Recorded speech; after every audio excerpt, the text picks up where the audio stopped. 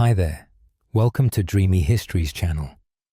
Tonight we're stepping into the worn leather boots of a Roman legionary.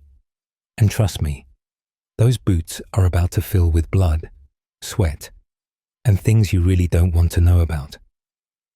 Picture this. It's 4 a.m. somewhere along the Rhine frontier. The temperature is hovering around freezing, and you're about to discover why being a glorious Roman soldier was actually one of history's worst career choices. I hate to break it to you, but if you're used to sleeping past sunrise or having personal space, you're already dead meat. So before you get comfortable, take a moment to like the video and subscribe, but only if you genuinely enjoy what I do here. And hey, drop a comment, letting me know where you're listening from and what time it is there. I love seeing how far these bedtime stories travel. Now, let's drift back in time. The cornu horn splits through your dreams like a bronze sledgehammer. Your eyes snap open in the darkness, and for a blessed moment, you forget where you are. Then reality crashes down harder than a Gallic warhammer. You're lying on a straw mattress that's more lice than straw, pressed between two snoring tent mates whose combined body odor could strip paint off a temple wall. This is your contubernium, 8 men crammed into a leather tent designed for maybe 5. If those 5 were particularly fond of each other. You've been sharing this cozy arrangement for 3 months now, and you've learned things about your tent mates that no human should know about another. Gaius to your left grinds his teeth and occasionally punches in his sleep. You've got the bruises to prove it. Marcus to your right has some kind of intestinal situation that turns your tent into a biological weapon every night. The Romans might have invented sewers, but they apparently forgot to invent courtesy when it comes to tent etiquette. The horn blares again, more insistent this time, around you. 7 bodies groan and curse in various dialects of Latin. You catch a few choice words about the centurion's parentage that would make a Sabura prostitute blush. But everyone moves, fast, because the alternative to moving fast is meeting the business end of a centurion's vine staff. And that particular wake-up call tends to leave marks. You roll off your pallet, immediately regretting it as your bare feet hit the frozen ground.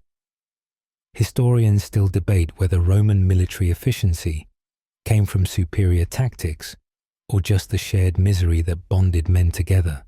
Personally, you're leaning toward the misery theory as you hop around trying to find your boots in the dark while someone's elbow catches you in the ribs. Your tunic is still damp from yesterday's march through what the locals generously called a stream, but was more accurately described as a freezing swamp. You pull it on anyway, the cold fabric making your skin prickle. At least it's your own tunic, last week, in the confusion of dawn. You accidentally grabbed Quintus's tunic and discovered he had some kind of persistent rash situation going on. That was a mistake you won't make twice. Move your ass, Tiro, someone barks. Tiro, rookie, that's you. Even though you've been in the Legion for 6 months now, you'll be Tiro until someone newer arrives, or until you do something spectacularly brave or spectacularly stupid. Given the life expectancy around here, you're not holding your breath for either option. You fumble for your kit in the dark, fingers running over each piece to make sure it's all there. Your gladius hangs from its baldric, the sword that's supposed to make you the terror of barbarians everywhere, but currently just makes you terror-stricken about dropping it during inspection. Your scutum, that rectangular shield that weighs approximately as much as a small ox, leans against the tent wall where you left it. Everything has to be perfect, not clean, not good enough, perfect, outside. You hear the centurion's voice already starting the morning browbeating of some poor bastard who took 11 seconds instead of 10 to exit his tent. The man's vocal cords must be made of the same stuff they use for siege engine cables. because he's been screaming since before dawn and shows no signs of strain. Professional screaming. Now there's a skill they didn't mention at the recruitment office. You strap on your armor, the segmented plates of the lorica segmentata clicking into place. It's like wearing a metal puzzle that hates you. One plate always pinches that spot on your shoulder, and you're pretty sure the previous owner died in this exact armor. There's a suspicious dent right over the kidney area that nobody talks about. But hey, at least you have armor. The auxiliaries get mail if they're lucky, leather if they're not, and harsh language if they're really not. The tent flap flies open, and Optio Brutus sticks his head in. Even in the dim pre-dawn light, you can see his expression promises violence. Out, now, before I decide you ladies need help getting dressed. You stumble out into the frigid morning air, joining the growing formation of bleary-eyed soldiers. The sky is that peculiar grey that exists only in military camps at ungodly hours. Not quite night, but definitely not day. Around you, the camp is coming alive with all the enthusiasm of a mass funeral. Somewhere, a mule brays in protest. You know exactly how it feels. Your stomach growls, reminding you that dinner was approximately 14 hours and 1 eternity ago. But breakfast is still at least an hour away. After morning inspection, after the password ceremony, after whatever fresh torment the centurion has dreamed up overnight. You've heard that in Rome. People wake up slowly, maybe have some wine and figs, discuss philosophy. Out here on the frontier, philosophy is simple. Survive the day, survive the night, repeat for 25 years. A few tents down, someone drops their helmet with a clang that echoes across the camp. The silence that follows is deafening. Everyone freezes, waiting. Sure enough, here comes Centurion Flavius, vine staff in hand, face already purple with rage despite the cold. Some men are mourning people. Flavius is more of a mourning demon. Which one of you worthless sacks of Gallic dung was that? He roars. Nobody moves. Nobody breathes. This is the Legion's version of a team-building exercise, shared terror in the face of arbitrary punishment. That helmet better shine like Apollo's own chariot by the time I inspect it, or someone's going to be cleaning latrines with their tongue. And just like that, your day in the Roman Legion has officially begun. The sun isn't even up yet, and already you're questioning every life choice that led you here. Maybe your mother was right. Maybe you should have learned a trade. Pottery can't be worse than this, right? At least clay doesn't scream at you. The formation tightens as Centurion Flavius stalks down the line like a wolf evaluating sheep. You stand at attention, eyes fixed on the back of the helmet in front of you, trying to become invisible through sheer force of will. It doesn't work. It never works. The centurion's footsteps stop directly in front of you, and you can smell the garlic and sour wine on his breath from last night's dinner. Lucky him. Officers get actual food. Tiro, he barks, and spittle flecks your cheek. You don't dare wipe it off. Let's see if you've learned anything about maintaining your kit, or if you're still as useless as a one-legged gladiator. Your heart hammers against your ribs as he begins his inspection. First, the helmet. He turns it over in his hands, running one gnarled finger along every ridge and rivet. The bronze gleams in the torchlight. You spent 2 hours last night polishing it with sand and vinegar. Your fingers raw from the effort. He grunts, which in Flavius speak is practically a standing ovation. Next comes your armor. He checks each plate, each leather strap, each buckle. One of the leather ties has frayed slightly. You notice it the same moment he does. His eyes narrow to slits. What's this? Tiro, planning to have your armor fall off in battle. Give the enemy a good laugh before they gut you. No, Centurion, you bark back. In the Legion, everything is your fault, especially things that aren't your fault. That leather was frayed when they issued it to you, probably frayed when they pulled it off whatever poor bastard wore it before you. But explaining means talking back, and talking back means meeting Mr. Vinestaff up close and personal. Fix it, now. He moves on while you fumble with shaking fingers to retie the leather. Around you, other soldiers are getting their own special attention. One man's gladius has a spot of rust the size of a pinhead. He'll be scrubbing every sword in the century before breakfast. Another's boots have mud on them from the morning walk to formation. That's latrine duty for sure. The inspection continues with military precision, which is to say, it's designed to find fault where none exists. Your scutum gets scrutinized like it's a work of art in the emperor's palace. The painted lightning bolts and eagle must be perfect, not a chip or scratch allowed. Considering you bash this thing against barbarian heads and arrows on a regular basis, keeping it pristine is like trying to keep a whorehouse virgin. Theoretically possible, but practically absurd. Your pilum tip is dull, Flavius announces, holding your javelin up to the light. You bite your tongue. The pilum is supposed to be somewhat dull. It's designed to punch through shields and bend on impact so enemies can't throw it back. But Centurion Flavius has spoken, and in the rigid hierarchy of the Legion, his word might as well be carved in marble by Jupiter himself. Down the line, someone's gear fails catastrophically. A shield strap snaps during handling, probably rotted through from the constant rain and march through rivers. The soldier, a veteran named Cassius, who's survived more battles than you've had hot meals, stands perfectly still as Flavius unleashes a tirade that would make a fury blush. Words like incompetent, disgrace, and wouldn't trust you to guard a latrine echo across the camp. But then comes the real punishment. Decimation drill positions, Flavius roars. Everyone's blood freezes. He's not actually ordering a decimation.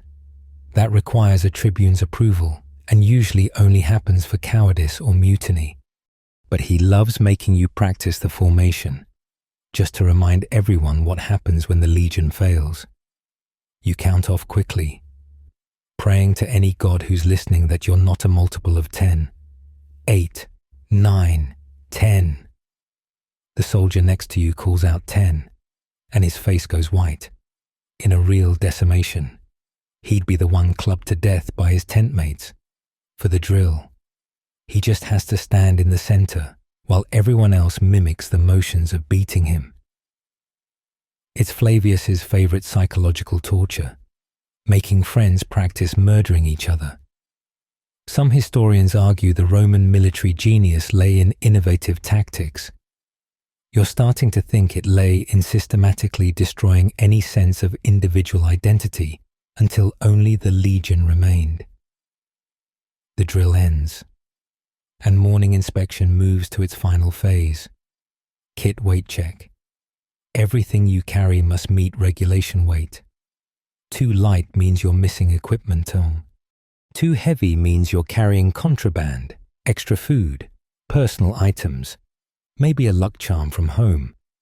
Both are punishable offenses, because in the Legion, being human is apparently against regulations. Your kit weighs exactly what it should, down to the last bronze button. You learned that lesson the hard way last month when they found a small carved figure of Fortuna in your pack. Your grandmother had given it to you for protection. Flavius made you watch while he ground it under his heel, then assigned you a week of night watch in the rain. The Legion is your only god now, he'd said. Message received.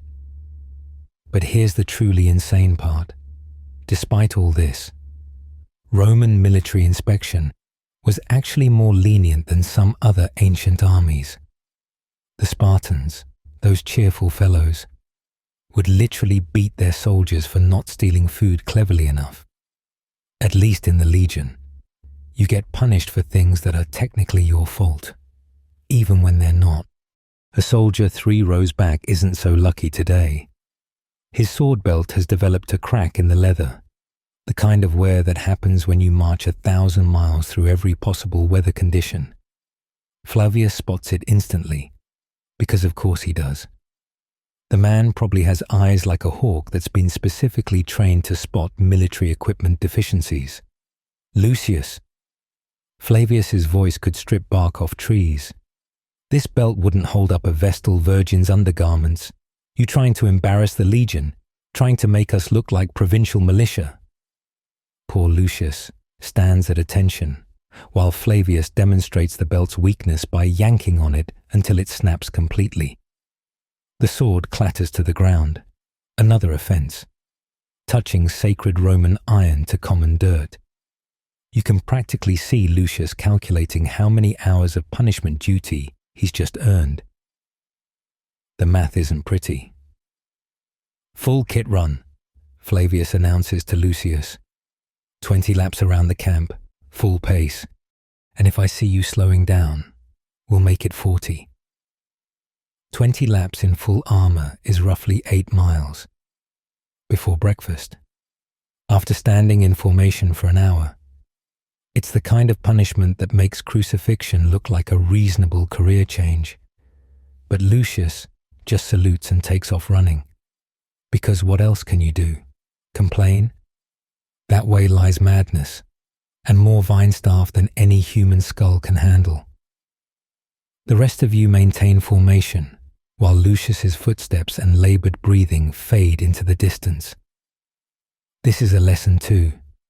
Watch your brother suffer and remember, it could be you tomorrow. The Legion runs on equal parts discipline and barely controlled sadism, with a generous helping of "thank gods that's not me" thrown in. Finally, mercifully, inspection ends. But don't celebrate yet.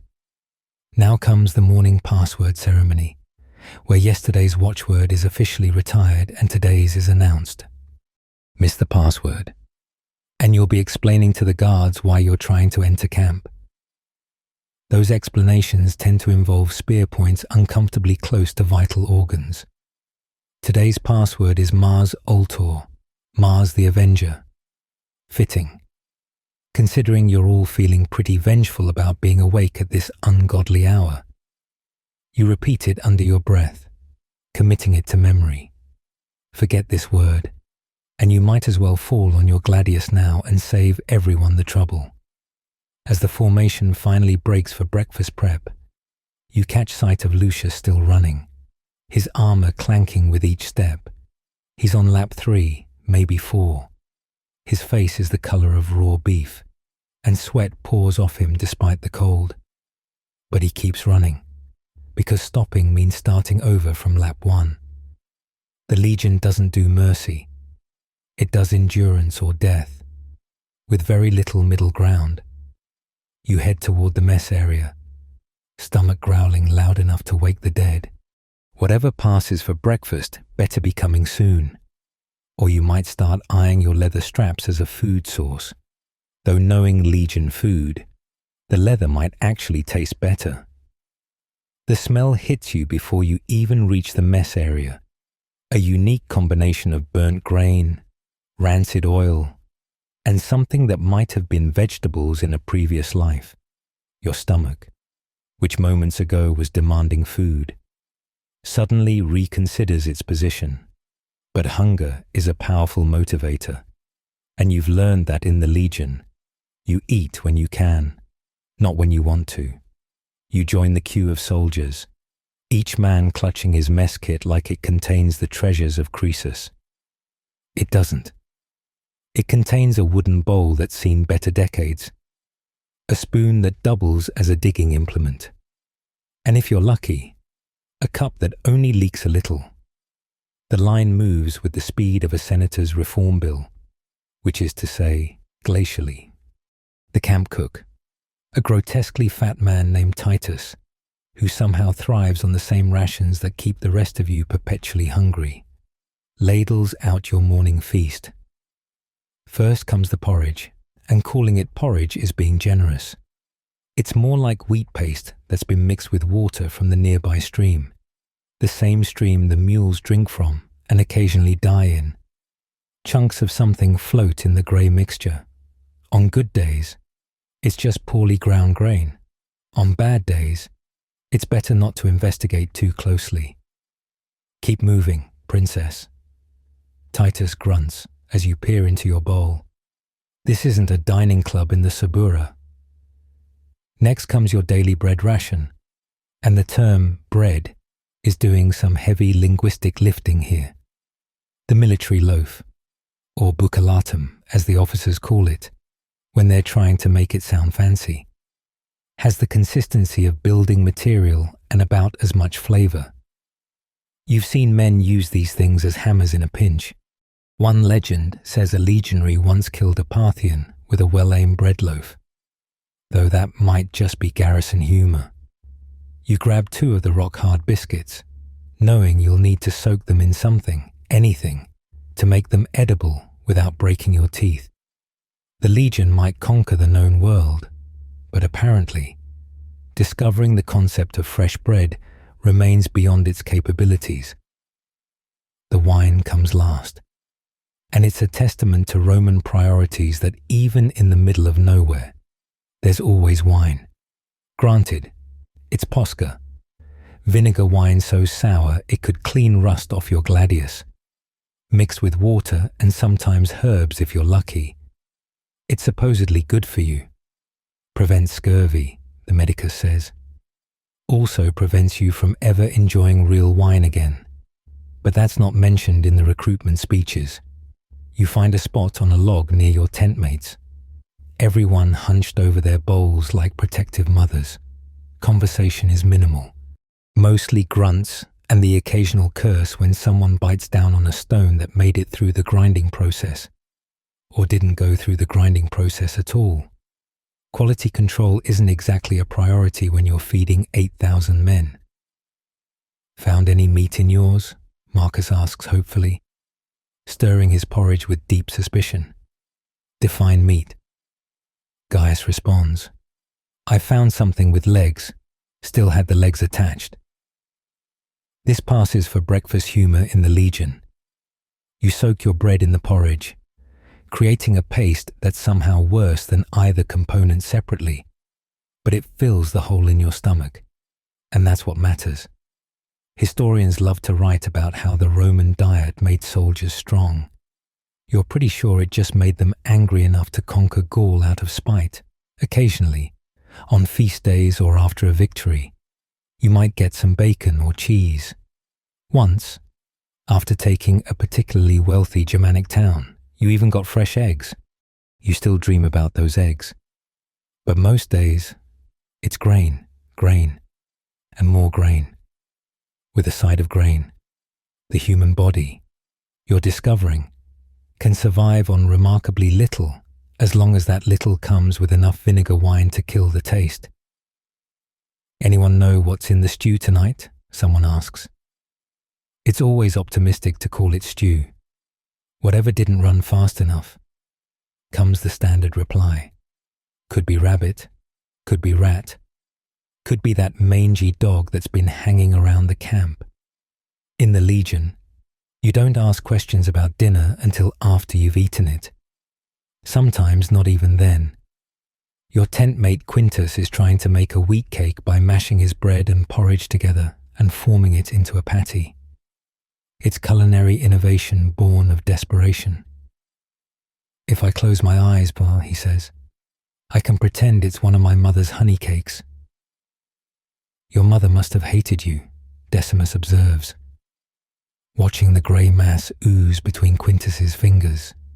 This sparks the daily debate about whose mother was the better cook, which is really just 8 homesick men trying not to think about how they're eating gruel while their families back home are probably having actual food. You contribute a story about your aunt's fish sauce that could wake the dead, which is probably still better than whatever's fermenting in your bowl right now. The maggots are the worst part. Not because they're disgusting. You get over that squeamishness after your first week. It's because they move, reminding you that your food is more alive than you feel most mornings. But the veterans say it's extra protein. The cynics say it's the only fresh meat you'll see this month. Both are probably right.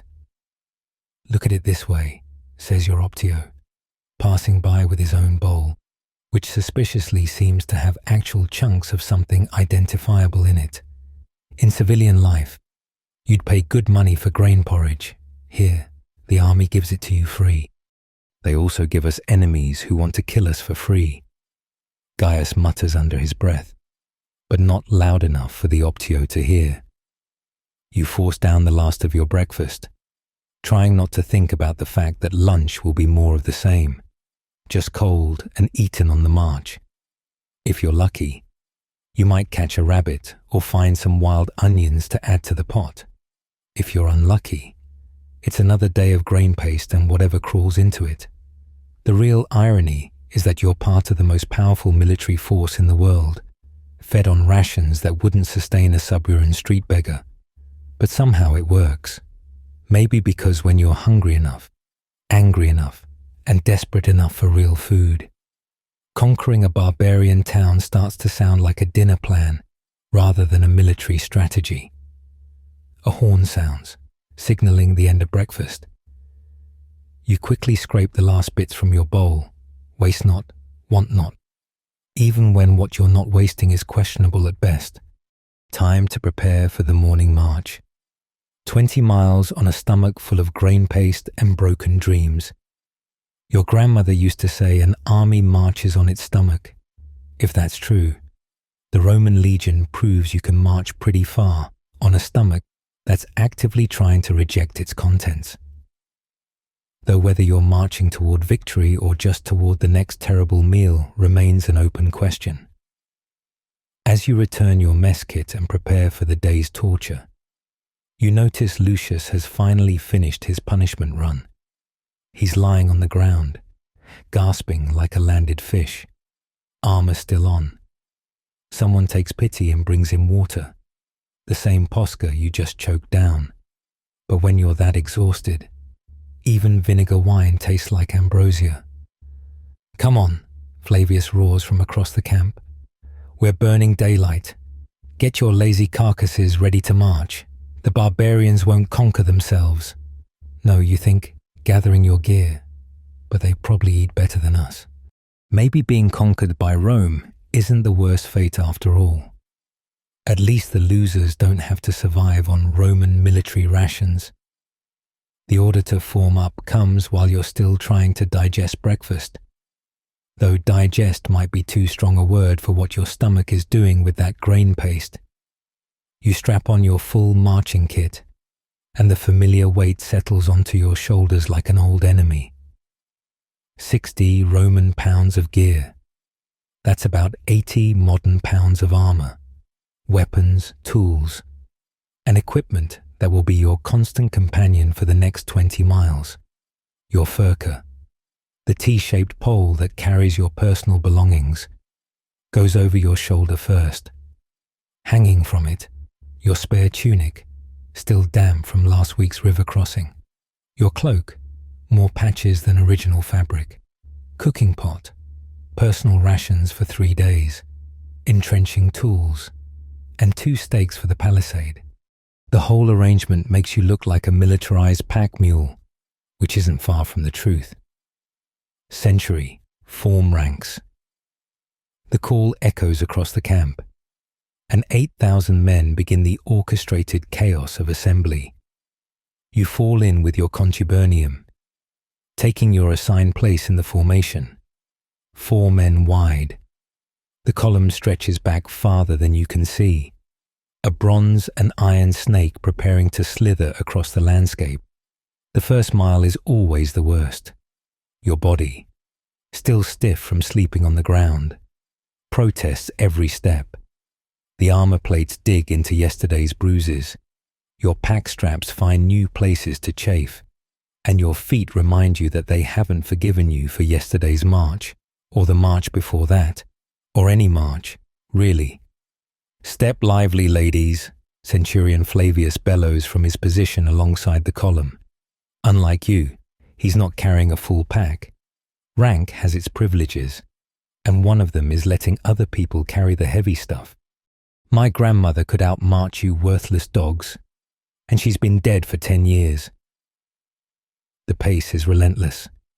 Roman military speed, calculated to cover maximum distance while keeping the formation intact. Not quite running, not quite walking, but a ground-eating stride that will have you 20 miles down the road by midday. The Romans might not have invented suffering, but they certainly perfected its application to military logistics. Your caligae, those famous Roman military boots, are actually just heavy sandals with hobnails. Great for traction, terrible for comfort. Each step drives iron studs into the road, creating that distinctive sound of a legion on the march. Crunch, crunch, crunch. 8,000 pairs of feet in perfect synchronization. It's almost hypnotic. If you ignore the fact that each crunch represents another blister forming, the dust kicks up almost immediately. The front ranks have it easy. They get fresh air.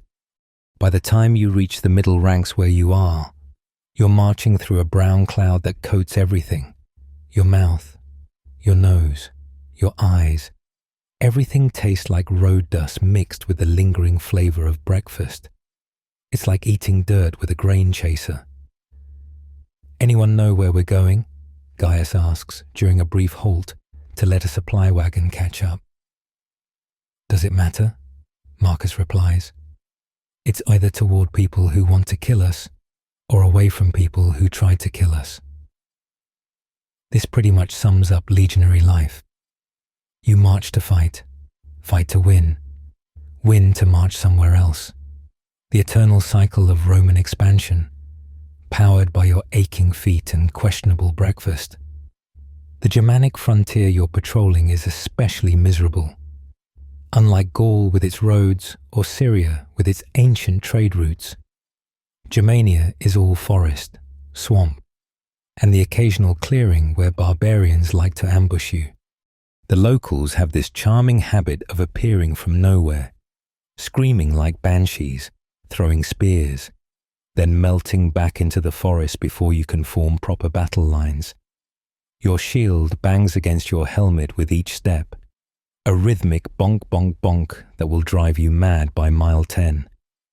You've tried adjusting it a dozen different ways, but there's no comfortable way to carry a 3-foot rectangular shield while marching.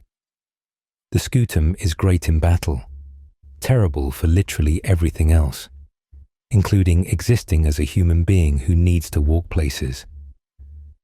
By mile 5, the sweat is pouring off you despite the cool morning air.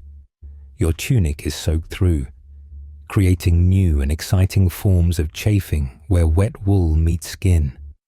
The armor, designed to save your life in battle, seems determined to kill you through heat exhaustion first. Some of the older veterans have learned to stuff grass or leaves between the plates and their tunics. It helps, but it also makes you smell like a walking compost heap. "Remember, Kiat boys," Optio Brutus calls out cheerfully. "Only 15 more miles to go." Everyone groans. Optio seemed to feed on soldier misery like some kind of emotional vampire. Brutus is particularly good at appearing just when morale drops, ready with a comment designed to make you simultaneously want to strangle him and keep marching just to spite him. The road, and calling it a road is generous, winds through Germanic territory like a drunk senator heading home from the baths. Up hills that seem specifically designed to test your calf muscles, down slopes that make your knees scream, through valleys where the mud tries to suck your boots off with every step.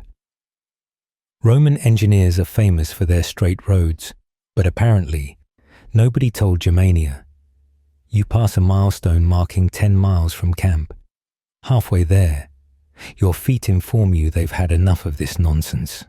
Your shoulders suggest your pack has somehow gained weight during the march. Your back files a formal complaint with management. But you keep marching because the alternative is falling out of formation. And that way lies the vine staff and worse. Water break. Finally, blessed relief. You fall out of formation just long enough to take a pull from your water skin. The leather tastes almost as bad as the warm water inside, but at least it's wet. You've learned to ration carefully, run out of water on the march, and you're drinking from whatever puddle or stream you pass. Given what the Germans do to water sources near Roman routes, that's a game of intestinal roulette you don't want to play.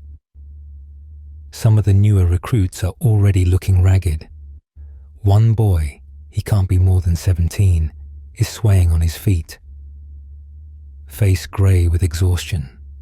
You remember being that boy 6 months ago, thinking you were going to die somewhere on a Gallic road, crushed under the weight of Roman military tradition. Straighten up, Tiro, you find yourself saying. Channeling every veteran who ever helped you. Lock your knees on the downhills, lean forward on the ups, let the rhythm carry you. He nods gratefully, and you realize with a start that you're not the newest anymore. Somewhere in the endless marching, you've become one of those grizzled veterans you used to stare at in awe. Granted, your grizzle is mostly road dust, and your veterancy is measured in months, not years, but it's progress. The march resumes, always. The march resumes. Historians write about Roman roads connecting the empire, but they're really connected by the feet of legionaries like you, wearing down the miles one agonizing step at a time. Every road in the empire has been baptized in legionary sweat, cursed in a dozen dialects, and measured in blisters and bent backs. Mile 15 brings you through a German village, if you can call a collection of mud huts and suspicious looks a village. The locals watch from doorways, their expressions ranging from sullen hatred to calculating assessment. Are there few enough Romans to attack? Are there too many to risk it? You can see them doing the math, weighing their chances. The sun reaches its peak just as you stumble into the designated camping ground. And ground is being charitable. It's a flattish clearing near a stream, chosen because it's defensible, not because it's comfortable. Your legs feel like overcooked noodles. Your back screams protests in languages that haven't been invented yet. But the day's work has just begun. In the civilian world, marching 20 miles would earn you a rest. In the Legion, it earns you 3 hours of construction work. All right, you lazy sacks of Gallic refuse. Flavius's voice could wake the dead, and frequently does wake soldiers who've made the mistake of collapsing. You know the drill. Ditch and rampart. I want to see fortifications that would make Caesar himself weep with joy. You've done this so many times you could probably build a Roman camp in your sleep, which is good, because you're basically sleepwalking at this point. First comes the surveying. The engineers mark out a perfect rectangle, because Romans don't do irregular shapes. Everything must be ordered, measured, standardized. Even temporary overnight camps follow the same blueprint from Britannia to Syria. Your contubernium gets assigned a section of the ditch, 3 feet deep, 4 feet wide, with the excavated earth piled up to form a rampart. Simple in theory, back-breaking in practice. You grab your delabra, a military pickaxe that doubles as an entrenchment tool and, in desperate times, a weapon, and start digging. The ground, naturally, is a delightful mixture of rocks, roots, and clay that seems specifically designed to resist Roman engineering. Every swing of the pick jars your already aching shoulders. Sweat pours into your eyes, mixing with the road dust to create a special kind of temporary blindness. but you dig. Because not digging means not having defenses. And not having defenses means waking up with a Germanic spear in your gut. My grandmother could dig faster than this. Flavius again, making his rounds. The man has an unhealthy obsession with his deceased grandmother's theoretical military capabilities, and she only had one arm. Beside you, Gaius mutters something about where Flavius can stick his grandmother's one arm.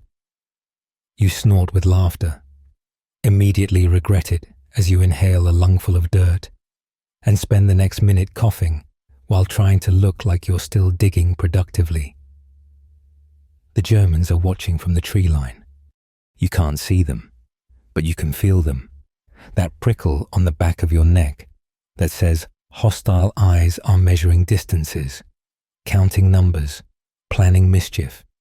They know the routine as well as you do. They know that for the next 3 hours, you're vulnerable, tired, and focused on digging rather than fighting. Some historians debate why Romans always fortified their camps. Those historians have never felt Germanic eyes calculating whether you're worth attacking. Your section of ditch slowly takes shape. 3 feet might not sound like much, but when you're digging through ground that hasn't been disturbed since the gods were young, every inch is a victory. The pile of earth grows alongside, slowly forming the rampart that will, theoretically, keep you alive through the night.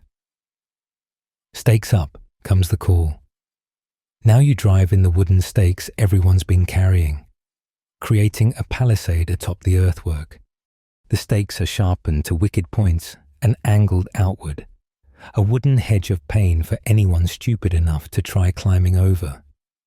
You've carried these things 20 miles just to pound them into the ground for one night's protection. Tomorrow, you'll pull them up and carry them another 20 miles. Sisyphus had it easy compared to a Roman legionary. The camp takes shape with military precision. 8,000 men working in coordinated chaos, each sentry responsible for its section. Tents go up in neat rows.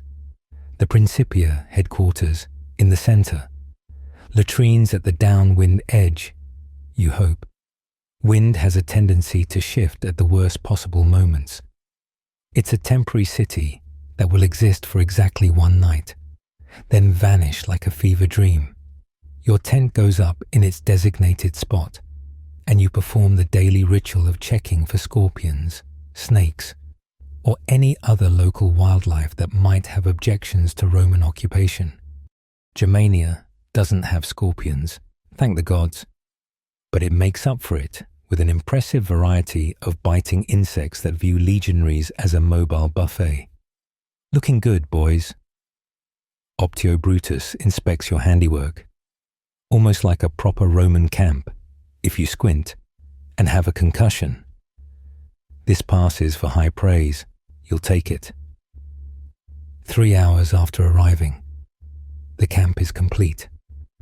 What was an empty field is now a fortified position capable of withstanding anything short of a determined siege. The German watchers have melted back into the forest, probably muttering their equivalent of crazy Romans as they go. They're not wrong. Building a fortress every single night is a special kind of insanity, but it's an insanity that's conquered half the known world. So who's really crazy? You collapse onto the ground, every muscle in your body filing formal protests with whatever gods oversee physical suffering. Around you, similar scenes of exhaustion play out. 8,000 men, each carrying their own personal universe of aches and pains, united in the universal military experience of being too tired to complain properly. Weapons maintenance in 1 hour, someone calls out. Of course, because after marching 20 miles and building a camp, what you really want to do is polish your gladius and oil your armor. The legion runs on the principle that idle hands are hands that might start thinking about desertion. So they keep you busy until you're too exhausted to think about anything except sleep.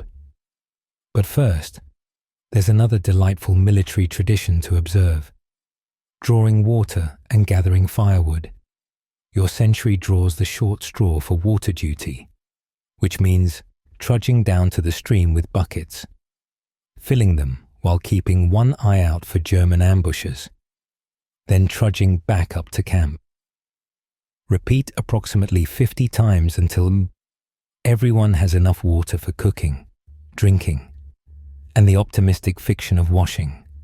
The Germans have this charming habit of poisoning water sources near Roman routes. Dead animals upstream are a favorite. Sometimes they get creative with human waste. You've learned to check the water carefully, looking for that telltale rainbow sheen of decomposition or the too clear quality that suggests nobody, not even animals, has been drinking here recently. Remember, Marcus says, as you're filling buckets, if the water kills us, at least we won't have to march tomorrow. Always looking on the bright side, you reply, hauling your bucket up the bank. Your arms inform you they've had enough of this carrying things business. You inform them they don't get a vote. Back in camp, fires are starting to spring up, cooking fires, not the warming kind. Fuel is scarce and strictly rationed. Each contubernium gets enough wood to cook the evening meal, and that's it. If you're cold at night, huddle closer to your tent mates and their fascinating collection of bodily odors. The sun is setting by the time you finally get a chance to sit down properly. You've been awake since before dawn, marched 20 miles, dug a defensive ditch, built a rampart, erected a palisade, set up camp, hauled water, and now you get to look forward to dinner, using the term loosely, and guard duty, because someone has to watch for those Germans who've been watching you. Your feet have transcended mere pain and achieved a state of pure theoretical suffering. You pull off your caligy to inspect the damage. Blisters on blisters, some popped, some promising to make tomorrow's march extra special. The hobnails have worn grooves into your soles that might be permanent. You've got Roman military boots literally carved into your feet. Quit your belly aching and get ready for weapons drill. Flavius appears like a bad rash, apparently powered by pure spite and the tears of legionaries. Just because you've marched all day doesn't mean you get to forget how to kill barbarians. And this, you realize as you struggle back to your feet, is why you wouldn't last a day in the Roman legion. Not because you're weak or cowardly, but because the Roman military has perfected the art of making every day feel like your last through sheer, methodical exhaustion. Tomorrow, you'll do it all again, and the day after, for 25 years, if you survive that long. The weapons drill begins as the last light fades from the sky, because apparently the Roman military believes that exhaustion enhances learning. You stand in formation with your gladius, the short stabbing sword that's supposed to make you the terror of barbarians everywhere. Right now, it feels like it weighs as much as a small child, and you're having trouble terrifying anything except possibly yourself. Thrust, recover, thrust, recover. The weapons instructor, a scarred veteran named Quintus, who's missing 3 fingers and most of his patience, barks out the rhythm. This isn't a dance, ladies. Put your weight behind it. A German won't die from being tickled. You thrust at the wooden post in front of you, the same motion you've practiced thousands of times. Stab, twist, pull. The gladius is designed for close quarters butchery, not elegant swordplay. No sweeping cuts or heroic flourishes, just quick, efficient holes in enemy bodies. The Romans figured out that most people die just as dead from a 6-inch stab wound as from being dramatically cleaved in half. And it's much less tiring. Your shoulders burn with each thrust.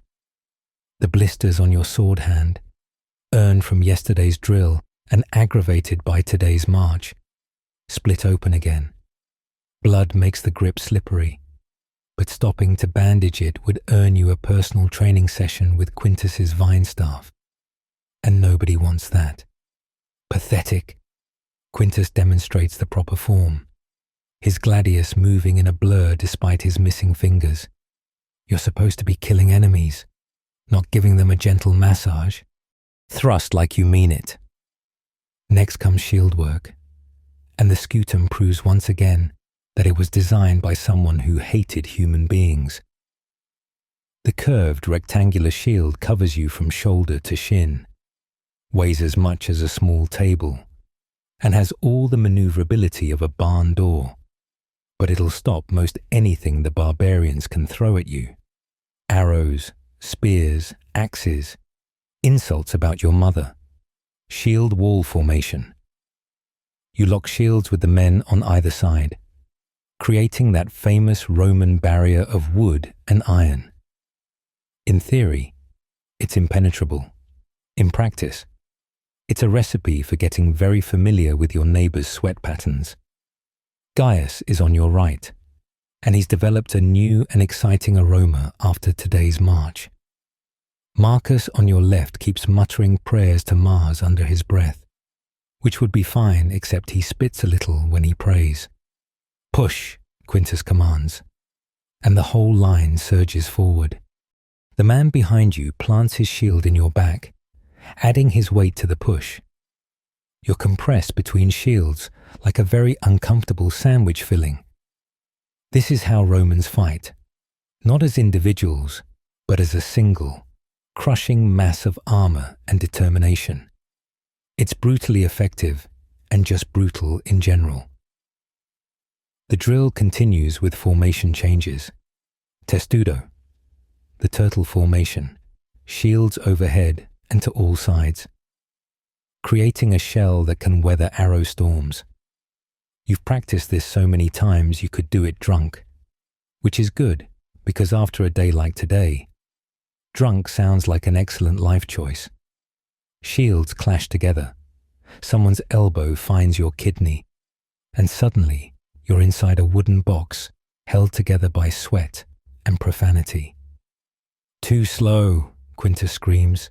When Germanic archers are turning you into pincushions, you won't have time for a leisurely stroll into formation. Again, faster. You break apart and reform, over and over, until the movements become automatic. This is the secret of Roman military success. Drill until your muscles remember what to do even when your brain is too terrified or exhausted to function, which, given your current state, isn't much of a stretch. Individual combat training comes next, and you're paired with Decimus, a veteran who survived 5 years and has the scars to prove it. He's also got a mean streak wider than the Tiber and considers training recruits his personal entertainment. Come on, Tiro, he grins, showing teeth that have seen better decades. Let's see what you've learned.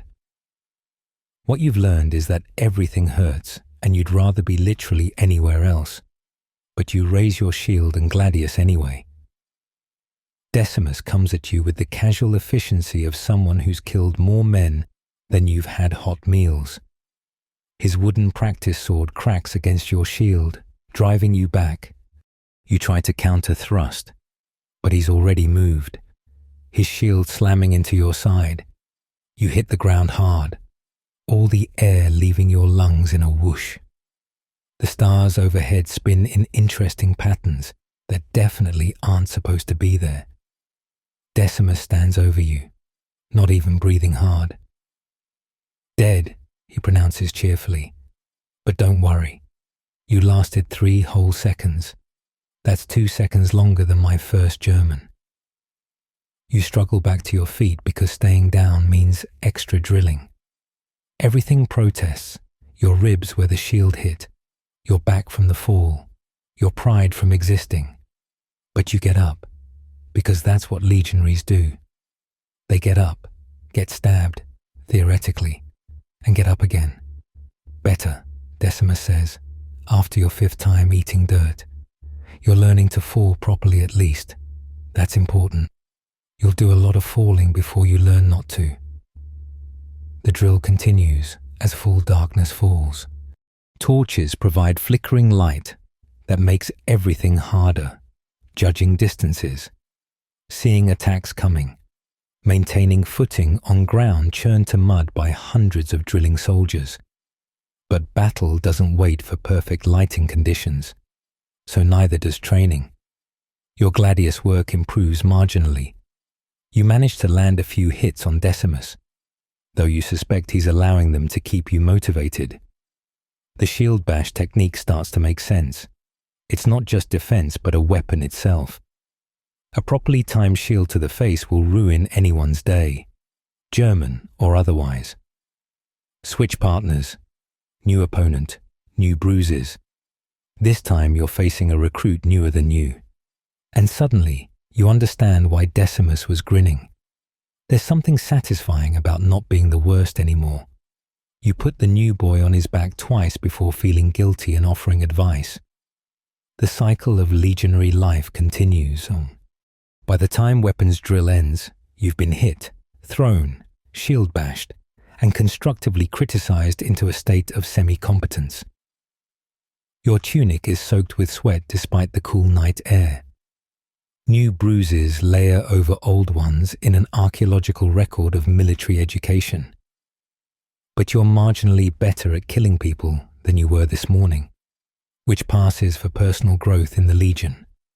Adequate, Quintus pronounces, which from him is practically a love poem. Some of you might actually survive your first real battle, maybe, if the Germans are drunk and blind and feeling charitable. You stumble back toward your tent, dreaming of collapse, but no, there's still equipment maintenance. Your gladius needs cleaning and oiling. Your armor needs the day's dirt and sweat removed before it rusts. Your shield needs inspection for cracks or loose bindings. The Roman military runs on the principle that your gear should be in better condition than you are, which isn't hard given your current state. You sit on a log outside your tent, working oil into your sword blade by torchlight. Around you, thousands of other soldiers do the same, creating a quiet chorus of metal on whetstones and leather on steel.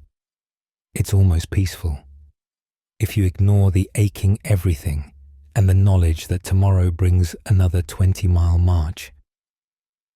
Think we'll see action soon? The new recruit asks, still high on surviving his first weapons drill. Careful what you wish for, Gaius replies, inspecting a dent in his helmet that wasn't there this morning. Real Germans don't use wooden swords. You've been with the Legion 6 months and haven't seen a proper battle yet. Part of you is relieved. You've seen the veterans' scars and heard their stories. But part of you wants to get it over with, to find out if all this training means anything when someone's genuinely trying to kill you. The waiting, the marching, the endless preparation, it wears on you almost as much as the physical exhaustion. A horn sounds. Watch assignments for the night. You check the duty roster and groan. Third watch, the absolute worst. Just enough time to fall asleep before being woken for 2 hours of staring into darkness. Then not enough time to get back to sleep before morning call. The Roman military, perfecting the art of sleep deprivation since 753 BC. But that's still an hour away. For now, you have the luxury of sitting still, maintaining your equipment, and pretending your muscles don't feel like they've been worked over by a particularly enthusiastic torturer. Tomorrow will bring its own special flavors of misery. Tonight, you're just another shadow among thousands, cleaning your sword and wondering how 25 years of this won't kill you. Spoiler alert, for most legionaries, it does. The latrine situation in a Roman military camp is something recruitment officers conveniently forget to mention. You discover this harsh reality when nature calls after evening meal, though given what passes for food here. Nature's revenge might be more accurate. The latrines are located at the downwind edge of camp, which sounds logical until you realize wind has a malicious sense of humor and changes direction at the worst possible moments. You make your way through the darkened camp, trying not to think about what you're about to endure. The latrine is a long trench with a wooden beam suspended over it. No privacy, no dignity. Just 20 holes cut in a plank where 20 Roman soldiers can experience synchronized misery. The smell hits you from 50 paces away, a concentrated essence of 8,000 men's digestive distress, fermented in an open pit. Evening, boys. Titus greets you as you approach. He's already in position, looking far too comfortable for someone perched over a sewage trench. Lovely night for a squat, isn't it? You take your position on the beam, trying not to look down, or breathe, or exist, really. This is where the famous Roman discipline truly gets tested. Can you maintain composure while your tentmate discusses his mother's recipe for honey cakes 2 feet away from you during a profoundly private moment? The answer, you're learning, is barely. The communal sponge on a stick, the tessorium, sits in a bucket of vinegar water between every few positions. This is the Roman solution to personal hygiene, and it's exactly as horrifying as it sounds. One sponge, shared by everyone. The vinegar supposedly cleans it, but you've seen what passes for clean in the Legion, and you're not convinced. Some of the wealthier soldiers bring their own moss or leaves, but most of you are stuck with the communal option. Pass the sponge, Marcus requests, and you hand it over trying not to think about where it's been, or where it's going, or why you're in a profession that involves sharing bathroom equipment with 7,000 other men. Historians write about Roman innovation in sanitation, but they clearly never had to use a tessorium that's seen better decades. The conversation, because there's always conversation at the latrines, turns to everyone's digestive woes. It's a symphony of complaints about the food, the water, the mysterious meat in last night's stew. Gaius swears he saw his porridge move this morning, and not in a way that could be blamed on maggots. Everyone has a theory about what's causing their current distress, none of them pleasant. It's the water, one soldier insists. Germans upstream, doing unspeakable things. It's the bread. Another counters. I swear they're cutting it with sawdust. Maybe actual dust, and it's everything. You contribute, earning murmurs of agreement from the assembled sufferers. The real killer is campaign dysentery, also known as the flux or the Roman quickstep. It spreads through camps like wildfire, turning strong soldiers into whimpering shells clutching their stomachs. You've seen entire centuries taken out of action, not by German steel, but by their own intestines. More legionaries die squatting over latrines than standing in shield walls, though that's not something they put on the recruitment posters. A new recruit makes the mistake of looking down into the trench. His face goes green, and suddenly he's contributing to the problem from the other end. Veterans laugh. They've all been there. First week in the Legion, you learn not to look down. Second week, you learn not to breathe through your nose. By the third week, you're discussing philosophy while perched over a pit of human waste, because what else are you going to do? Did you hear about the 9th? Someone asks. Half the century down with the flux, they're brewing willow bark tea by the gallon. Willow bark is the standard treatment, along with prayers to any god who might be listening. Sometimes it helps, sometimes it doesn't. You've seen men so dehydrated from dysentery they looked like Egyptian mummies, still trying to stand formation because the alternative is being marked for cowardice. The latrine beam creaks ominously under the weight of 20 soldiers. There's a persistent rumor that last year in Gaul, a beam broke and dropped an entire row of men into the trench. Nobody knows if it's true, but everyone thinks about it every time the wood groans. Death in battle is one thing. Death by drowning in a latrine trench is something else entirely. Move along, ladies. Optio Brutus appears, because apparently even bowel movements require supervision in the Legion. This isn't a social club. Do your business and get out. You finish as quickly as dignity allows, which isn't much dignity to begin with, and brave the Tursorium. The vinegar stings, but it's better than the alternative. Probably, you hope. The walk back to your tent feels like a victory march. You've survived another encounter with Roman sanitation. Back at your tent, you find Quintus brewing something in his pot that smells like death warmed over. Fennel and mint, he explains, helps with the stomach. Want some? You accept, because at this point, you'll try anything. The tea tastes like someone boiled gym socks in swamp water, but if it keeps you from spending half the night at the latrines, you'll drink a gallon. Everyone has their own remedy. Some swear by charcoal, others by boiled oak bark.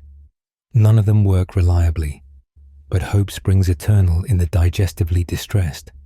Remember that time in training? Gaius reminisces. When that recruit tried to hold it for 3 days because he couldn't face the latrines.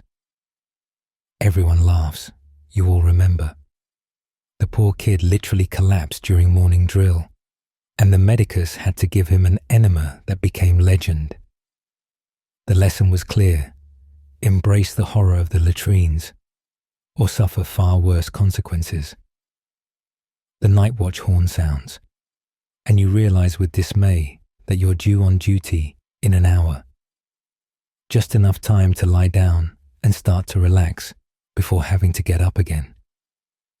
You curl up on your straw mattress, trying to find a position that doesn't aggravate your various aches, pains, and digestive complaints. Around you, the tent fills with the usual nighttime sounds, snoring, farting, the occasional groan as someone's dinner makes its opinions known. Gaius is already producing his nightly chemical warfare, while Marcus mutters in his sleep about someone named Claudia. You pull your cloak over your head and try to pretend you're somewhere else, anywhere else, but sleep won't come. Your stomach gurgles ominously, suggesting that perhaps that fennel tea wasn't such a good idea after all. Or maybe it was dinner, or breakfast, or just the accumulated dietary crimes of the last 6 months catching up with you. You lie there, counting the minutes until watch duty, trying to decide if it's better to make another latrine run now or risk it. The decision is made for you when your intestines stage a violent revolt. You scramble out of the tent, moving with the desperate urgency known to every soldier who's ever eaten Legion food. The path to the latrines is well worn. You could find it blindfolded, which is fortunate because your eyes are watering from the effort of clenching everything that can be clenched. You make it, barely. As you assume the position once again, you reflect on the fact that this right here, is probably the thing that would break most would-be legionaries. Not the marching, not the fighting, not even the discipline. It's the daily humiliation of sharing your most private moments with thousands of other men while squatting over a trench that smells like the river Styx's evil twin. Back again? Titus is still here, or here again. With the latrines, it's hard to tell. That's the spirit. Embrace the suck, as the centurions say. You grunt something non-committal and focus on the task at hand. Tomorrow you'll march another 20 miles. You'll dig another ditch, build another camp, train with weapons until you can barely lift your arms. But right now, your biggest enemy isn't Germanic tribes or exhaustion, or even Centurion Flavius. It's your own digestive system. Wage war against the food you've been force-feeding it, and you've still got 24.5 years to go. The end of the month arrives with all the fanfare of a funeral dirge, which is fitting because payday in the Roman legion is where dreams go to die.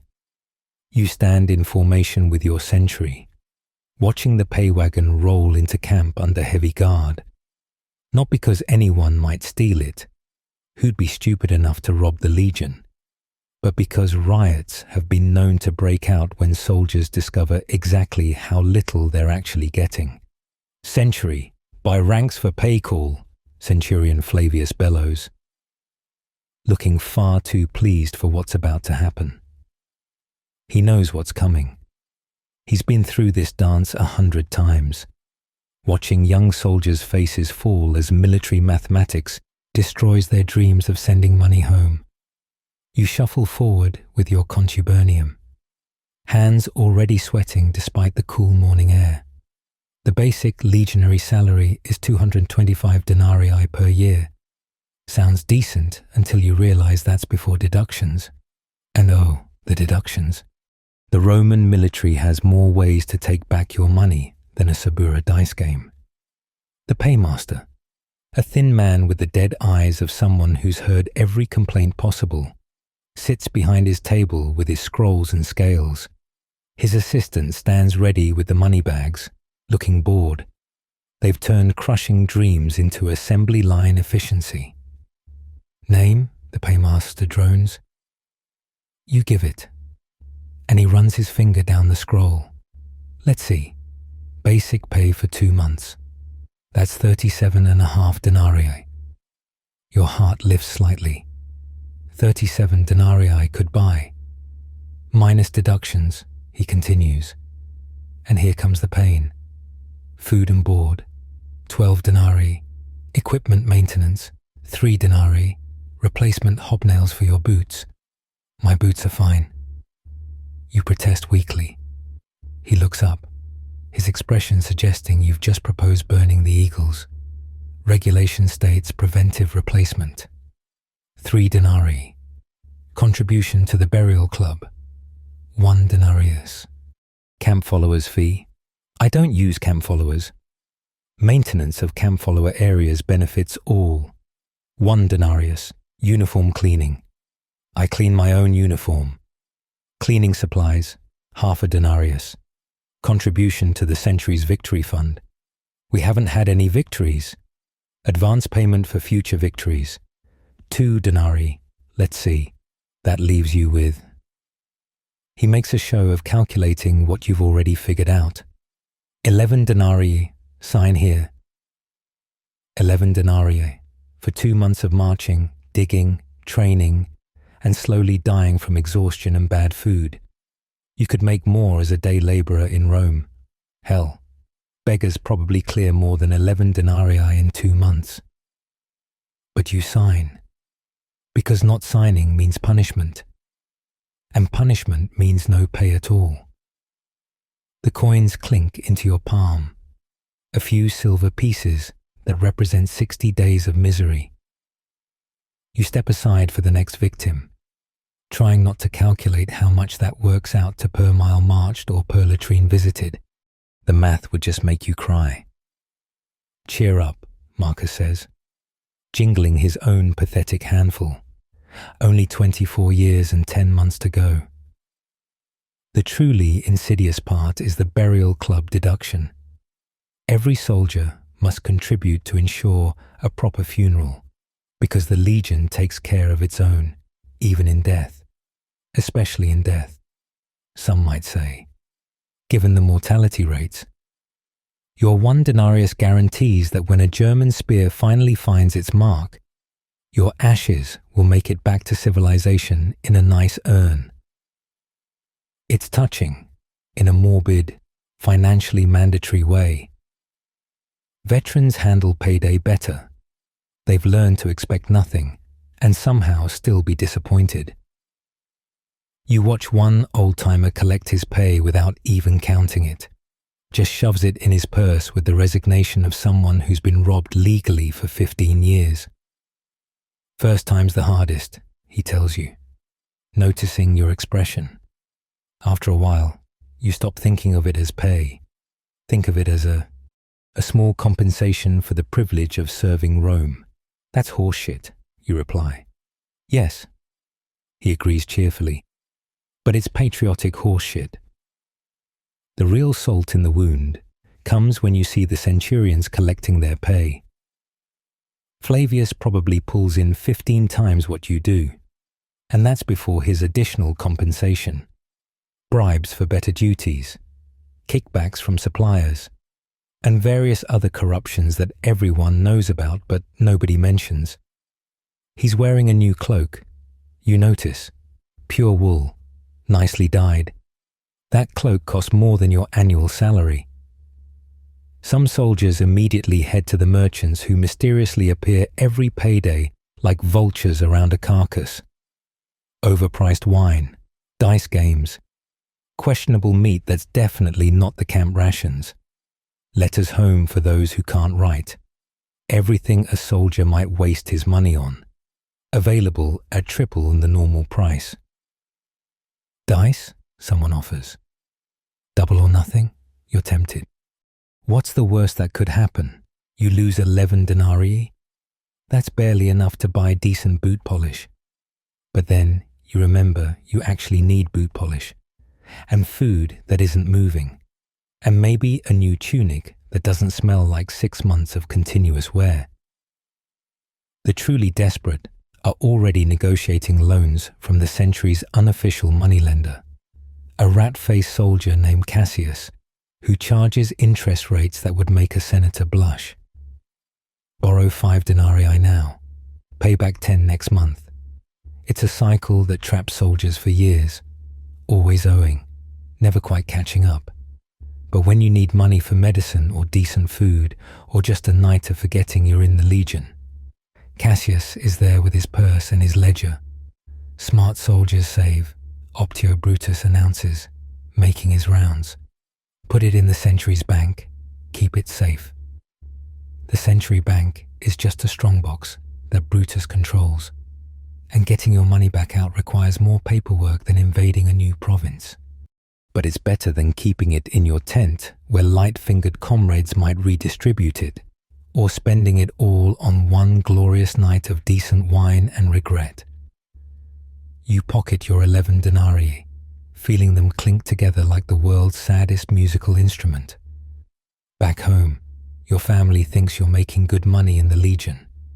You haven't had the heart to tell them that after deductions, you're basically paying Rome for the privilege of defending it. Look at it this way, Gaius philosophizes. We're not in this for the money. What are we in it for then, you ask? 25 years from now, if we survive, we get a plot of land in some godforsaken province where the locals hate us and the soil's too poor to grow rocks. Living the dream, you mutter. The pay wagon moves on to the next century, leaving behind 8,000 soldiers slightly richer in coin and significantly poorer in spirit. Tomorrow you'll march another 20 miles for roughly half a denarius after deductions. The day after, same thing. It's like being trapped in the world's worst job, except you can't quit without being hunted down and crucified. But at least you're not alone in your poverty. Looking around at your equally broke comrades, there's a perverse comfort in shared destitution. You're all in this together, marching, fighting, and being systematically fleeced by military bureaucracy. It's almost like family. If your family charged you for room and board and made you share a toilet sponge, historians often wonder how Rome maintained such a professional army for so long. Standing here with your 11 denarii, you realize it's simple. Where else are you going to go? You're already here, already trained, already so deep in the system that starting over seems impossible. The Legion doesn't pay well, but it pays consistently. And in a world where most people are one bad harvest from starvation, that consistency means something. Even if that something is just 11 denarii and a profound sense of financial violation. The screaming starts before dawn, piercing through the usual morning chaos of horns and shouted orders. It's coming from the medical tent, and it's the kind of screaming that makes brave men check their own bodies for wounds they might have forgotten about. You're hauling water when the sound hits, and several soldiers around you instinctively touch their lucky charms, the ones they're not supposed to have because the Legion is their only religion now. "That'll be young Servius," Marcus says grimly. "Took a German arrow in the thigh during yesterday's skirmish. Heard the wound's gone bad." "You've been lucky so far. 6 months in the Legion with nothing worse than blisters, bruises, and the perpetual digestive distress that comes with military cuisine." But listening to those screams, you realize it's only a matter of time before you're the one providing morning entertainment for the camp. The medical tent squats at the edge of camp like a canvas temple to suffering. The medicus, a Greek named Demetrius who claims he studied in Alexandria, but probably learned his trade in some Subura back alley, rules over this domain of pain. His assistants scurry about with the hollow-eyed look of men who've seen too much and drunk too little to forget it. You have the misfortune of walking past just as they carry Servius out. What's left of him, anyway. His leg ends at mid-thigh, wrapped in linen that's already soaking through with blood. His face is the colour of week-old porridge, and he's mercifully unconscious. The betting starts immediately on whether he'll survive the day.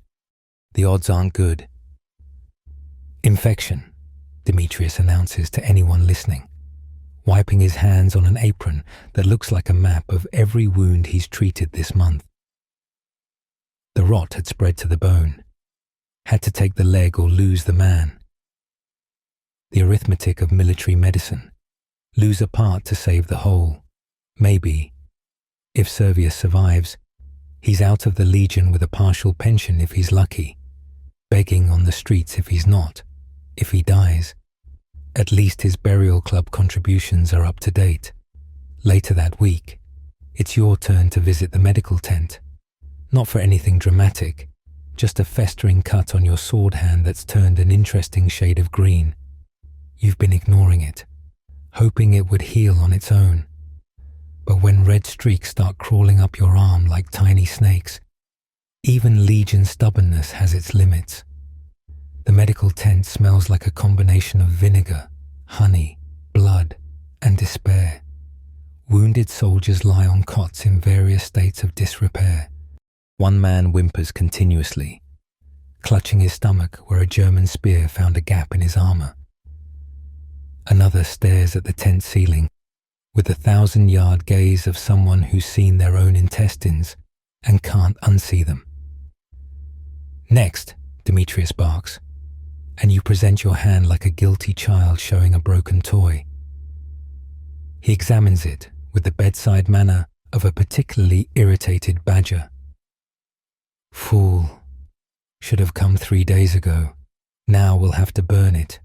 "Burn it," you squeak, suddenly regretting every life choice that led to this moment. The corruption must be cleansed with fire or blade. Fire's quicker.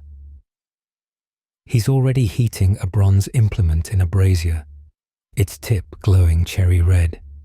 Hold him. 2 assistants grab your arms before you can reconsider.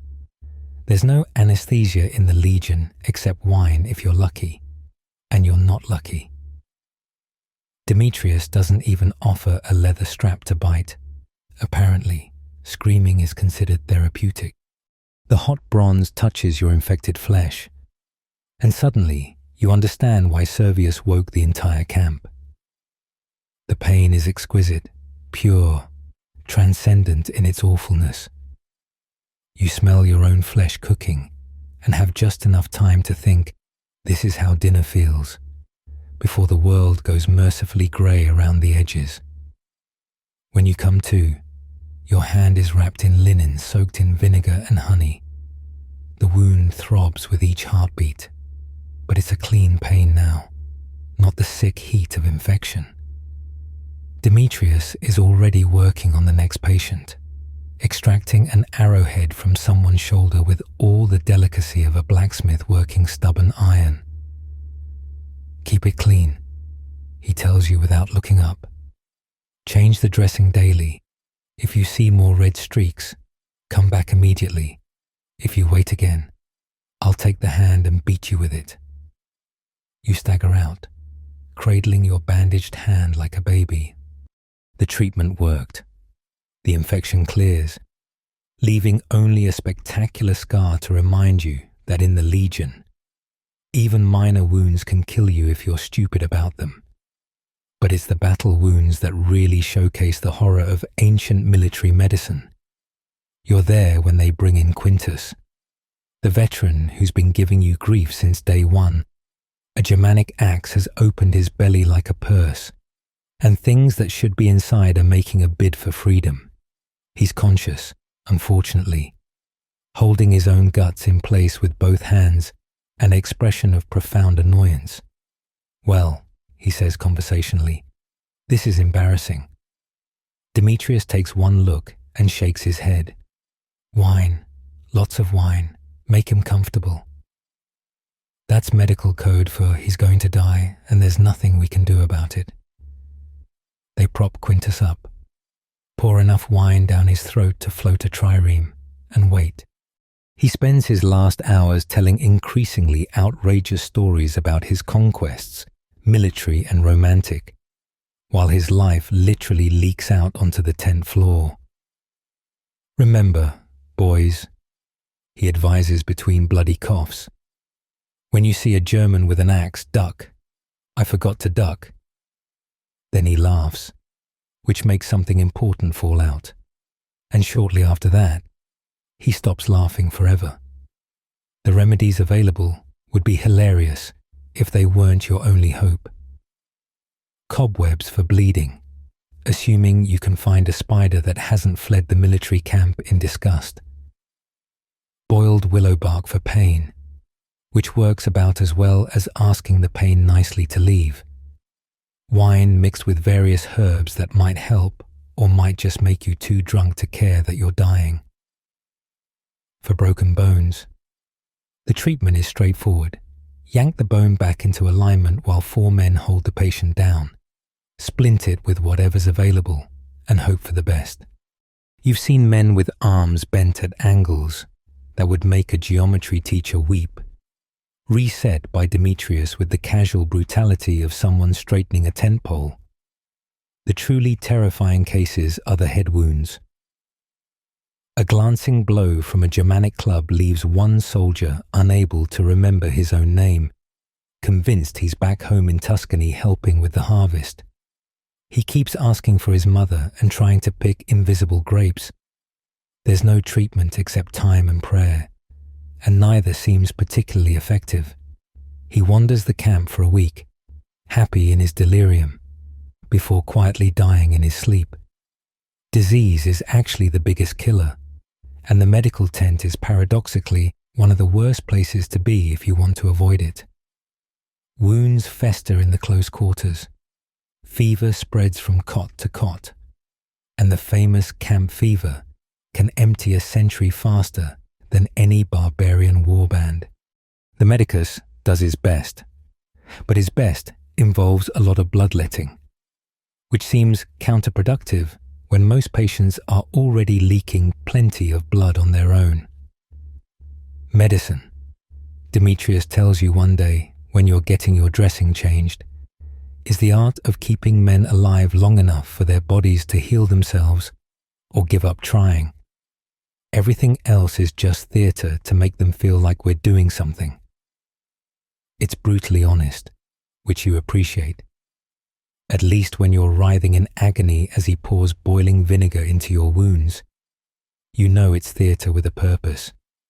The veterans have their own medical wisdom, passed down through generations of survivors. Garlic for everything. Despite no evidence it helps anything except keeping people at a comfortable distance. Urine for cleaning wounds, which is actually not terrible advice given the alternatives. Various charms and amulets that definitely don't work but make you feel better about your chances. The secret, one grizzled centurion tells you, is not getting wounded in the first place. Failing that, the secret is not letting the medicus near you unless you're actually dying. Sometimes not even then. The morning starts like any other, badly. But there's something different in the air. The centurions are edgier than usual, snapping at minor infractions that would normally earn just a casual beating. Then you see why. The entire cohort is forming up in the punishment square, and the tribunes are here. Real discipline is about to be dispensed, the kind that ends with someone dead. What did they do? You whisper to Marcus as you take your position. 3rd century failed to hold their section of the practice wall during yesterday's exercises, he whispers back. Showed cowardice in the face of wooden enemies. It sounds absurd, punishing men for failing in practice, but that's the Legion for you. If you can't hold against wooden swords in training, how can you be trusted with real Germans trying to ventilate your liver? The logic is brutal but effective. Tribune Aquilus steps forward, his purple stripe gleaming in the morning sun. He's young, maybe 25, here for his military service before a comfortable political career. But right now, he holds the power of life and death over 8,000 men, and he knows it. 3rd century has disgraced the Legion. His voice carries across the silent formation. In battle, their cowardice would have cost Roman lives. The punishment is decimation. The word hits like a physical blow. Decimation, the execution of every 10th man, chosen by lot, beaten to death by their own tent mates. It's the ultimate punishment, reserved for the worst failures. You've drilled it, but never seen it real. Now you're about to. The 3rd century steps forward, 80 men looking like they're already dead. They count off, voices cracking on the numbers. 7, 8, 9, 10. Every 10th man steps forward, knowing they've just won the worst lottery in the world. 8 condemned men stand separate from their century. Some are veterans, some newer recruits. One looks barely old enough to shave. Another has grey in his beard and scars from a dozen campaigns. Experience doesn't matter now. The lots have spoken. The sentence will be carried out by their tent mates. Aquilus continues, as if ordering wine at dinner. Any man who fails to participate fully will join the condemned. This is the true horror of decimation. Not just the execution, but forcing friends to become executioners. You watch as weapons are distributed, clubs, not swords. This won't be quick or clean. The condemned men kneel, some praying, some cursing, one just staring at nothing with empty eyes. Begin, Aquilus orders. You want to look away but can't. This is meant to be watched, to be remembered. The first blows fall hesitantly. Nobody wants to be the one who kills their tent mate, but the Optios are watching, ready to add anyone showing reluctance to the casualty list. The blows become harder, more desperate. The sound is wet and meaty and wrong. One young soldier vomits while swinging his club. He keeps swinging anyway, tears streaming down his face, because the alternative is kneeling next to his friend. The condemned take it differently. Some fight instinctively, raising arms to ward off blows from men they've shared tents with for years. Others accept it, heads bowed, waiting for the end. The worst is Gaius Secundus, a veteran who survived everything Germania could throw at him only to die because his century failed a training exercise. He looks up at his executioners, boys he's trained, men he saved in skirmishes, and says clearly, "I forgive you, do your duty." It takes longer than you'd think to beat a man to death. The human body is remarkably resilient, clinging to life even as bones break and blood flows. The executioners are sobbing openly now, but they keep swinging because Roman discipline demands it. Some of the condemned are unconscious, perhaps dead, but the beating continues until there's no doubt. When it's finally over, 8 broken bodies lie in the dust. The 3rd century stands in formation, splattered with the blood of their comrades, looking like they've been through a battle, which they have, just not the kind anyone writes songs about. Let this be a lesson, Aquilus announces, clean and untouched on his platform. In the Legion, we succeed together or die together. Weakness will not be tolerated. Cowardice will be punished. Roma Victrix. Roma Victrix. 8,000 voices respond, but there's no enthusiasm in it, just hollow obedience and the knowledge that it could be any of them next time. The bodies are dragged away for burial. No honors, no ceremony, just a hole in the ground. Their tent mates will divide their possessions and try to forget the feeling of clubs meeting skulls. The 3rd century will fight harder next time, driven by the memory of what failure costs. That's the theory, anyway. But decimation is just the most dramatic punishment. The Legion has a whole catalogue of creative ways to make your life miserable for infractions minor and major. You learn about most of them firsthand or by watching others suffer. Take poor Lucius, caught sleeping on watch. The penalty for that is death, usually by stoning, because a sleeping sentry can doom the entire camp. But Lucius is lucky. His centurion likes him. So instead of execution, he gets the fustuarium. He has to run a gauntlet between 2 lines of his sentry while they beat him with vine staffs and clubs. If he survives, the matter is considered settled. You're in one of the lines, staff in hand. When Lucius makes his run, he sprints like the hounds of Hades are after him, which isn't far from the truth. You swing half-heartedly, enough to avoid punishment for not participating, not enough to seriously hurt him.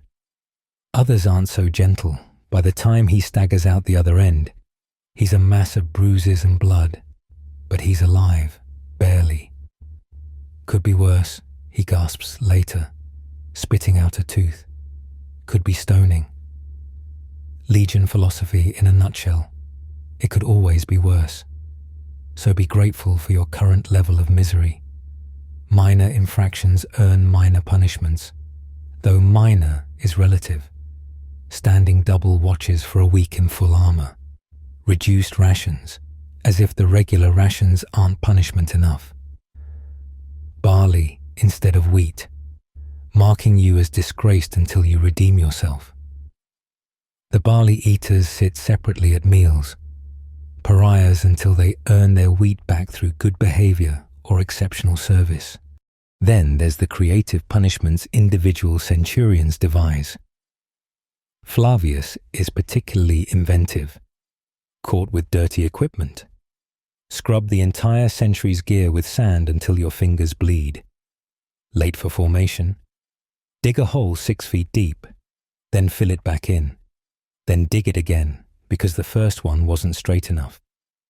Talking back? Stand on one leg in full armor, holding your shield above your head until muscle failure drops you. Then switch legs and continue. You experience this last one personally after suggesting, perhaps unwisely, that the morning porridge tastes like it's already been through someone's digestive system. 3 hours later, legs screaming, arms numb. You've learned that in the Legion, opinions about food quality are best kept internal, like the food itself, ideally. The truly insidious punishments are the ones that turn soldiers against each other.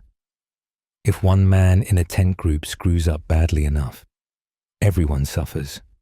Your tent mate forgets to maintain his equipment. Everyone runs laps. Someone loses a piece of kit. Everyone's pay is docked to replace it. It creates a self-policing system where your biggest fear isn't the centurion, but the 7 men you sleep next to. I swear by Mars, Gaius threatens after your porridge comment cost everyone an extra watch. If you get us in trouble again, we'll hold your head in the latrine until you learn to love the smell. He's not joking. Tent justice is swift and unofficial. Minor beatings for minor offences. And if someone's consistently making life harder for everyone else, well, accidents happen. Men trip in the dark. They fall badly during training. Sometimes they just disappear. And nobody asks too many questions because nobody wants to know the answers. The Romans call it discipline, but it's really institutionalized terror. Every man watches every other man, ready to report infractions before they become group punishments. Trust exists only within your tent group, and even there it's conditional on not screwing up badly enough to get everyone killed or, worse, assigned to latrine duty for a month. But it works. The Roman military is the most disciplined fighting force in the world, held together by shared suffering and the knowledge that failure means death. Either from the enemy or from your own side, every man knows exactly what's expected and exactly what happens if he fails to deliver. There's a brutal clarity to it that almost makes you appreciate civilian life's chaos. Standing in formation, watching the blood of the decimated soldiers soak into the ground, you understand why Roman legions rarely break in battle. It's not courage, it's the certain knowledge that running away is worse than whatever the enemy can do to you. The Germanic war horns sound at dawn, their hollow booming echoing through the morning mist like the moans of angry gods. Your first real battle is about to begin, and your breakfast of porridge and terror sits uneasily in your stomach. 6 months of training, 6 months of marching, 6 months of preparation for this moment, and all you can think about is how much you need to piss.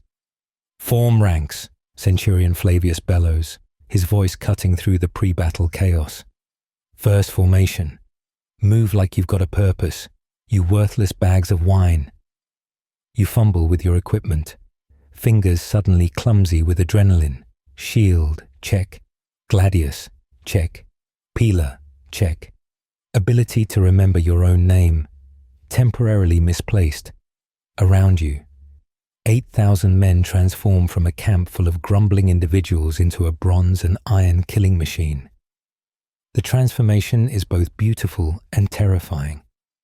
The Germanic tribes have chosen their ground well, a sloping meadow backed by dark forest, giving them high ground and a retreat route. You can see them up there, a writhing mass of beards, blue war paint, and bad intentions. They're screaming insults in their guttural language, occasionally punctuated by someone mooning the Roman lines. Classy. Steady your eyes, Marcus mutters beside you. He's been through this before, but his knuckles are white on his pilum. Remember your training, stay in formation, trust your brothers. Easy for him to say. Your brothers are currently looking like they might vomit on your feet. Gaius is actually praying, which would be touching if he wasn't also crying. The new recruit behind you, what was his name, has already pissed himself.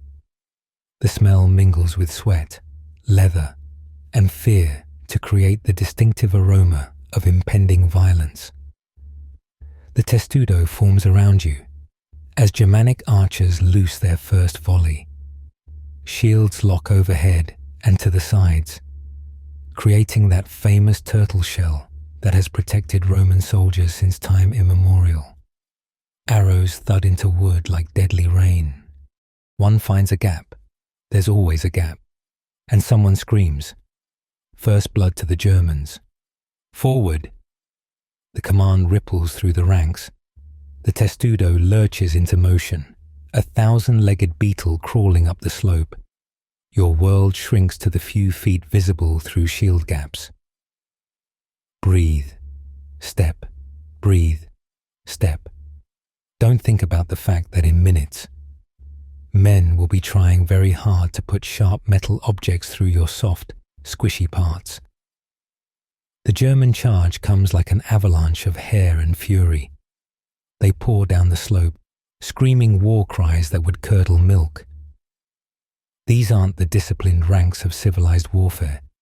This is pure barbarian rage, all battle fury and berserker madness. Your training says they'll break against Roman discipline. Your bladder says otherwise. Pila ready. You transfer your pilum to throwing position, the familiar weight suddenly feeling inadequate against the wall of Germanic beef bearing down on you. Each warrior looks 7 feet tall and personally offended by your existence. One is wearing what appears to be a wolf's head as a hat. Another has human skulls dangling from his belt. These are not people interested in peaceful negotiation. Loose. 8,000 pila arc through the air in a deadly rain. The heavy javelins punch through Germanic shields, weighing them down or pinning them uselessly. Men fall, trampled by their own charging comrades. But there are so many of them, and they're so very, very angry. Draw gladius. This is it, the moment all that training prepared you for. You draw your sword, the blade singing as it clears the scabbard. 24 inches of good Roman steel, designed for the close, ugly work of ancient warfare. No honor here, no glory, just stabbing and hoping you're not the one being stabbed. The lines meet with a crash that shakes the earth. Your shield slams into a German warrior who smells like he's marinated in bear fat and rage. His axe whistles over your head, too high. Amateur mistake. You thrust under your shield rim, feeling the resistance as your gladius meets flesh. Then the give as it slides between ribs. The German's eyes go wide with surprise, as if he can't believe a Roman half his size just ventilated his liver. He falls, but there's another behind him, and another behind that. The battle line becomes a meat grinder, shields pushing, swords stabbing, men screaming in a dozen languages. Your world narrows to thrust, recover, block, thrust. The man beside you goes down with a spear through his throat, spraying arterial blood across your shield. You step over his twitching body, can't break formation, can't stop to help. A Germanic sword finds a gap in your armor, slicing along your ribs. The pain is sharp and immediate. But adrenaline is a wonderful drug. You'll feel it later, if there is a later. For now, you keep stabbing, keep pushing, keep being a cog in the Roman military machine. Time becomes meaningless in the press of battle. Minutes? Hours? Your arm burns from continuous thrusting. Your shield feels like it weighs 1,000 pounds. Sweat blinds you. Blood, yours and others, makes everything slippery. But the training holds. The formation holds. The line holds. Rotate ranks. Fresh troops move up from behind as you stumble back, grateful for the respite. Your sword is red to the hilt. Your shield is decorated with new dents and one embedded axe head. You're alive. Somehow, impossibly, you're alive. The battle turns when the Germanic left flank collapses. Roman cavalry, those magnificent bastards, hit them from the side, turning their orderly retreat into a rout. What was an organized war band becomes a fleeing mob, and fleeing mobs are what Roman soldiers do best. Advance, no prisoners. The pursuit is almost worse than the battle, running down fleeing enemies, stabbing them in the back as they stumble and fall. There's no honor in it, but honor doesn't win wars. Survival wins wars. Terror wins wars. Making sure these particular Germans never again think attacking a Roman camp is a good idea wins wars. An hour later, it's over. The field is carpeted with bodies, mostly Germanic, but enough Roman to matter. You stand among the carnage, trying to process what just happened. You've killed men. How many? 3? 5? Their faces blur together in a montage of surprise and pain. One looked younger than you. Another might have been saying something as he died, but you'll never know what. Still alive, Tiro? Flavius appears, splattered with blood but grinning like a wolf. Congratulations. You're not completely useless after all. High praise from a centurion. You manage a weak smile, then promptly vomit on his boots. He laughs, actually laughs, and claps you on the shoulder hard enough to rattle your teeth. That's normal. First battle does that. Come on, work to do. These German bastards won't loot themselves. And that's the truly surreal part. One moment you're fighting for your life. The next you're going through dead men's pockets looking for anything valuable. Gold talks, arm rings, the occasional coin. It all goes into the century's loot pile for later distribution. Waste not, want not. Even when what you're not wasting is stuff pulled off corpses. You find yourself standing over the first German you killed, the one whose liver you punctured. He's young, maybe 18, with blue eyes staring sightlessly at the sky. His axe is still clutched in his hand. On impulse, you close his eyes. He tried to kill you, but he's just a dead boy now, far from home like you. Don't get sentimental, Marcus advises, efficiently stripping a corpse of its silver arm rings. He'd have done the same to you, probably would have taken your head as a trophy. He's right, but that doesn't make it easier. You've crossed a line that can't be uncrossed. You're a killer now, initiated into the brotherhood of men who've looked other men in the eyes and sent them to meet their gods. The philosophers in Rome debate the nature of virtue and civilization. Out here, civilization is a sharp sword and the willingness to use it. The aftermath of battle is somehow worse than the fighting itself. Once the adrenaline wears off, you're left with the cold reality of what just happened.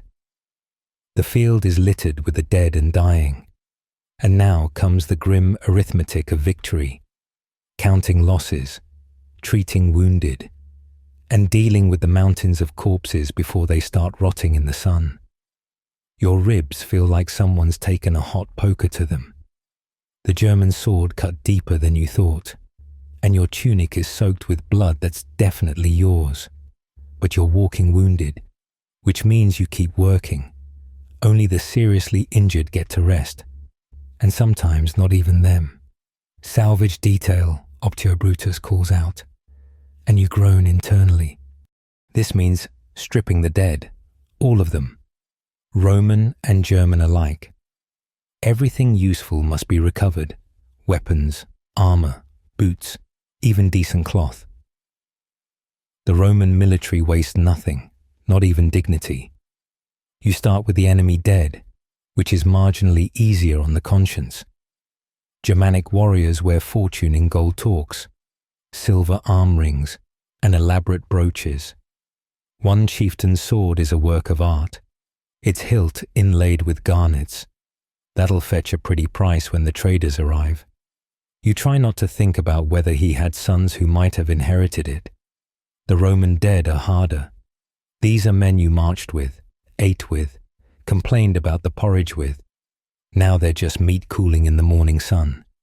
You recognize Quintus from the 3rd century, the one who was always bragging about his girlfriend back in Mediolanum. A German axe has split his skull like a melon. His girlfriend will get a letter eventually, telling her he died heroically for Rome. It won't mention the brain matter. Eyes, tongues, and thumbs, Flavius orders, and your stomach turns. Germanic tribes have a nasty habit of mutilating Roman corpses, taking trophies that they believe hold the dead man's power. So before burial, you have to check every Roman body, making sure all the pieces are still attached. Finding someone missing their eyes is bad enough. Having to search the battlefield for the missing parts is worse. The wounded are divided into 3 categories: those who'll definitely survive, those who might survive with treatment, and those who are just taking up space. The medical team performs brutal triage with the efficiency of long practice. Walking wounded get bandaged and sent back to work. Serious cases get loaded onto wagons for the surgeons. The hopeless get a cup of wine and a quick death if they're lucky. You watch Demetrius work on a legionary whose leg is hanging by threads, or the bone saw comes out, and 4 men hold the patient down while Demetrius works with the speed of desperation. The leg comes off in under a minute, cauterized with hot iron that fills the air with the smell of cooking meat. The soldier passes out from the pain, which is probably a mercy. "Next," Demetrius calls, already moving to a man with a spear hole in his gut. That's a death sentence and everyone knows it, but they go through the motions anyway. Pack the wound, give him wine, tell him he'll be fine. He nods like he believes it, though the grey colour of his face says otherwise. The victory celebration, such as it is, happens that evening. Extra wine rations, actual wine, not the usual vinegar, and meat that's definitely not from the usual sources. Germanic horses, probably, but after a day of handling corpses, you're not asking questions. Meat is meat, and it's not moving on its own, which puts it ahead of the usual fare. Centurion Flavius gives a speech about valour and glory and Rome triumphant. It would be more inspiring if you weren't sitting next to the space where 3 of your tent mates used to be. The survivors get their share of the loot: a few silver pieces, some amber beads, a bronze fibula that might be worth something if you can find a trader who doesn't ask where it came from. To the fallen. Marcus raises his cup, and everyone drinks. Then they drink again and again. Wine is the only medicine for what you've seen and done today, even if it's temporary. The conversation turns to the battle. Everyone's suddenly an expert on tactics and what should have been done differently. The new recruits who survived their first fight are loud with relief and wine, retelling their personal moments of glory. The veterans are quieter, adding another battle to their mental collection of near-death experiences. "Remember that big bastard with the 2 axes?" Gaius asks. "Came at me like a rolling boulder. Thought I was done for sure." "Which one?" someone responds. "They all looked like big bastards with axes to me." Laughter, slightly hysterical. This is how soldiers process trauma. Turn it into stories. Make it smaller, manageable.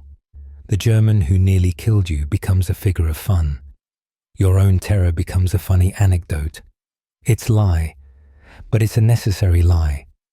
The burial detail works through the night. Roman dead get proper rites, or as proper as you can manage in enemy territory. A mass grave, but at least organized by century so the records can be kept straight. Each man's savings go to his burial club or get sent home if he had family. Dog tags, the bronze identity discs, are collected for the official records. The German dead get mass pyres. Thousands of bodies create a pillar of smoke visible for miles, a warning to other tribes about the cost of attacking Rome. The smell is indescribable: burning hair, flesh, the sickly sweet stench that will haunt your dreams. You'll never enjoy roasted pork again. Some of the wounded Germans are kept as prisoners, destined for slave markets or gladiator schools. They sit in chains, watching their comrades burn, faces blank with the shock of defeat. Yesterday, they were warriors. Today, they're commodity. Tomorrow, they'll be pulling plows or dying for entertainment in some provincial arena. "Could be us," Marcus observes, following your gaze. if we'd lost. Romans don't lose, Flavius interjects, but even he doesn't sound entirely convinced. Every soldier knows about Teutoburg Forest, where 3 entire legions vanished into Germanic forests and never came out. Those men probably thought Romans didn't lose too. The accounting comes the next day. Your century lost 12 men dead, 8 seriously wounded, almost a quarter of your fighting strength gone in one morning. The legion as a whole lost 300 dead, twice that wounded. In exchange, Germanic losses are estimated at 2,000, but those are probably inflated. Enemy casualties always are.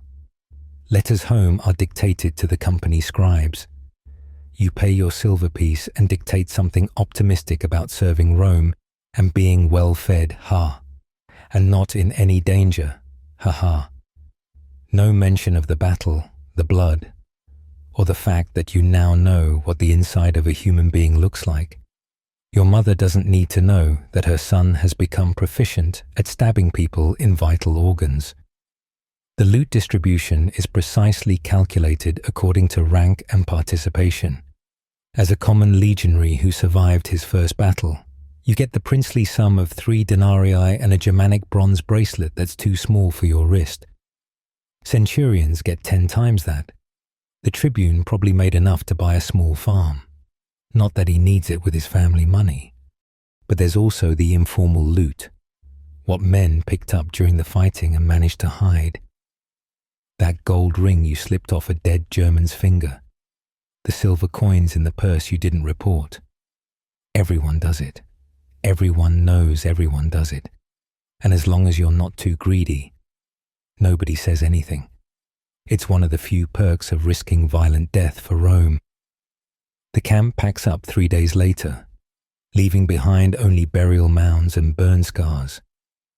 The legion moves on, looking for the next fight, the next victory, the next chance to die for the glory of Rome.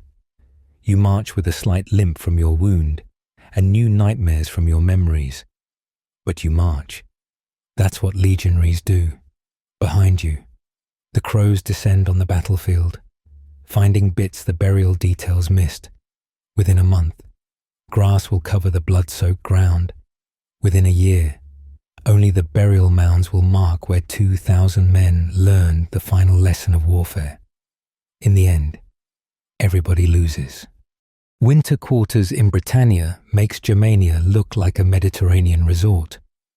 You arrive at the permanent fort in November, just as the island's weather decides to showcase why the locals paint themselves blue.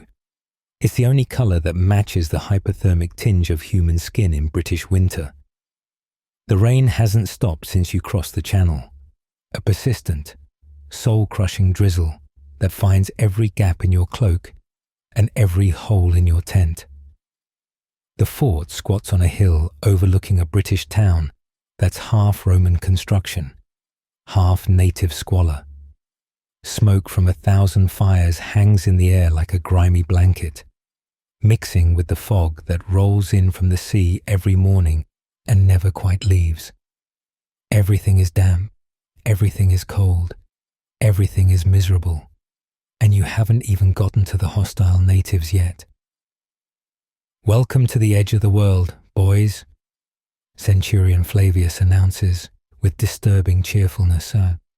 Hope you packed your warm thoughts, because that's all the heat you're getting. The barracks are stone, which sounds better than tents until you realize stone holds cold like a miser holds coins.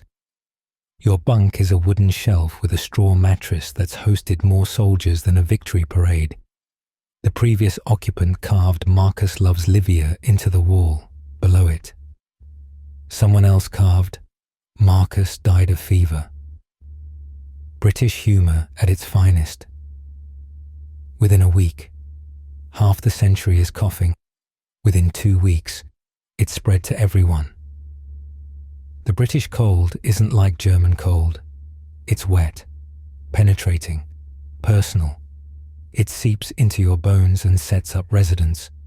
Your fingers turn white, then blue, then a concerning purple that makes holding a sword interesting. 2 men in the 4th century lose toes to frostbite. One loses a whole foot. He's lucky. Gangrene would have taken the leg, but the cold is just the appetizer. The main course is the British themselves, who have strong opinions about Roman occupation and express them through guerrilla warfare. Unlike Germans who'll meet you in open battle, the British prefer ambush, poison, and what can only be described as aggressive passive aggression. The first patrol you join is supposed to be routine. March to the nearest village, remind them Rome exists, collect taxes, also known as whatever we want. March back, simple. What actually happens is a lesson in why the British have resisted Roman rule for a century. The road is more mud than road, sucking at your boots with every step. British roads seem designed to slow down armies and swallow supply wagons. Your patrol slogs through forests where every tree could hide an archer, past bogs that look solid until you step on them, through mist so thick you can barely see the man in front of you. The village, when you finally reach it, is deserted, cooking fire still smouldering, doors hanging open, but no people. It's like they evaporated the moment they spotted Roman helmets. You search the roundhouses, finding nothing but empty spaces and the lingering smell of whatever passes for British food. They're watching, Marcus mutters, and you feel it too. Eyes from the forest, calculating, waiting. The ambush comes on the way back. Blue-painted warriors materialize from the mist like violent ghosts, screaming in their incomprehensible language. Their weapons are primitive, mostly spears and slings, but they know the terrain. You're fighting in knee-deep mud while they dance across it like it's solid ground. Form up, shields. But forming a proper line in a British bog is like trying to organize cats in a bathhouse. Men slip, fall, struggle to maintain formation, while stones from slings crack against helmets and exposed limbs.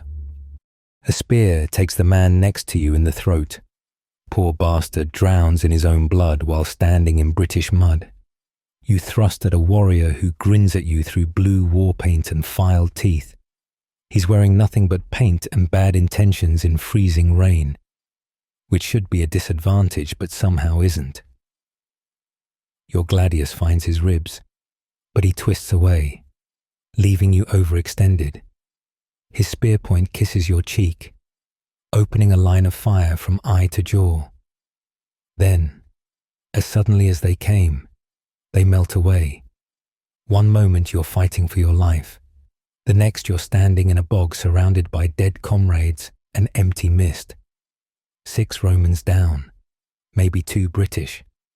They've made their point and vanished, probably laughing at stupid Romans who think straight lines and shield walls work in British swamps. The march back is a nightmare of checking every shadow, every tree, every suspicious bird call. The British have this charming habit of following Roman patrols just out of sight, occasionally loosing an arrow or rolling a boulder down a hill, then disappearing before retaliation. It's warfare by anxiety, and it works. Back at the fort, Demetrius stitches your cheek with all the gentleness of a blacksmith mending chainmail. "You're lucky," he says. "Inch higher, and you'd be learning to see with one eye." Lucky isn't how you'd describe any part of being in Britannia, but you nod anyway. The scar will be impressive, assuming you live long enough for it to heal properly in this damp hellhole.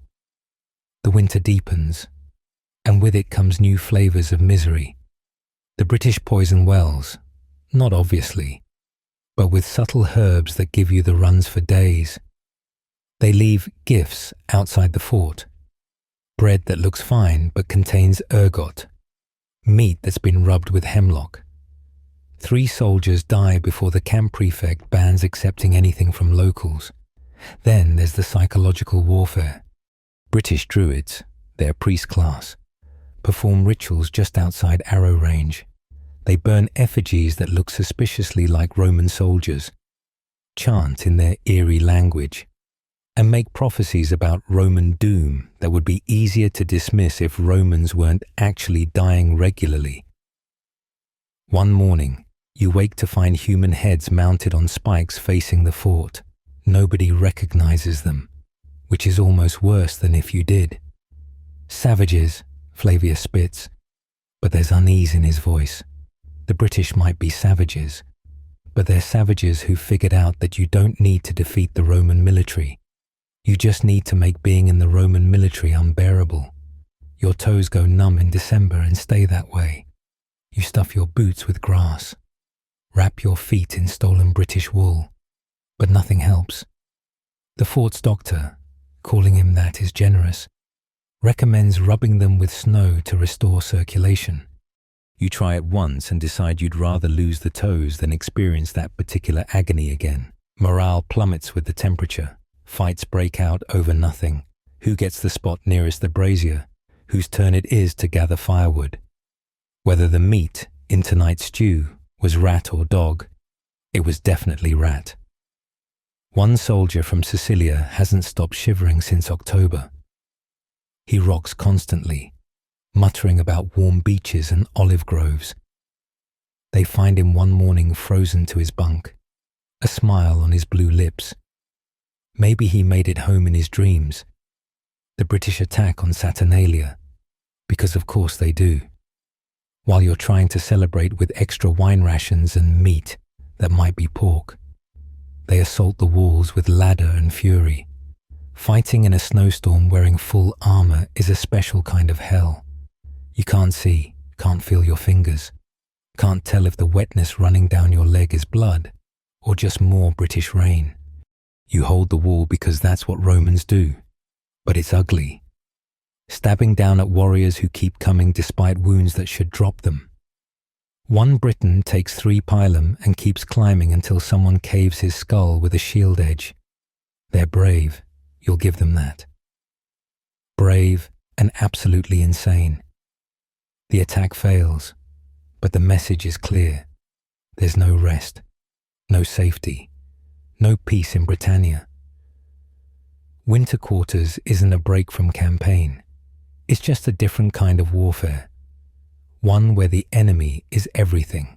The cold, the damp, the food, the water, the locals, and the creeping certainty that Rome will never truly own this mist-shrouded island. The revelation hits you like a German warhammer during morning formation in your 7th year of service. Centurion Flavius is reading out the daily orders. Your feet are doing their usual protest about existing, and suddenly the math crystallizes in your frost-addled brain, 7 years down, 18 to go. You're not even a third of the way through your service, and you already feel ancient. Stop crying, Tiro, Flavius barks.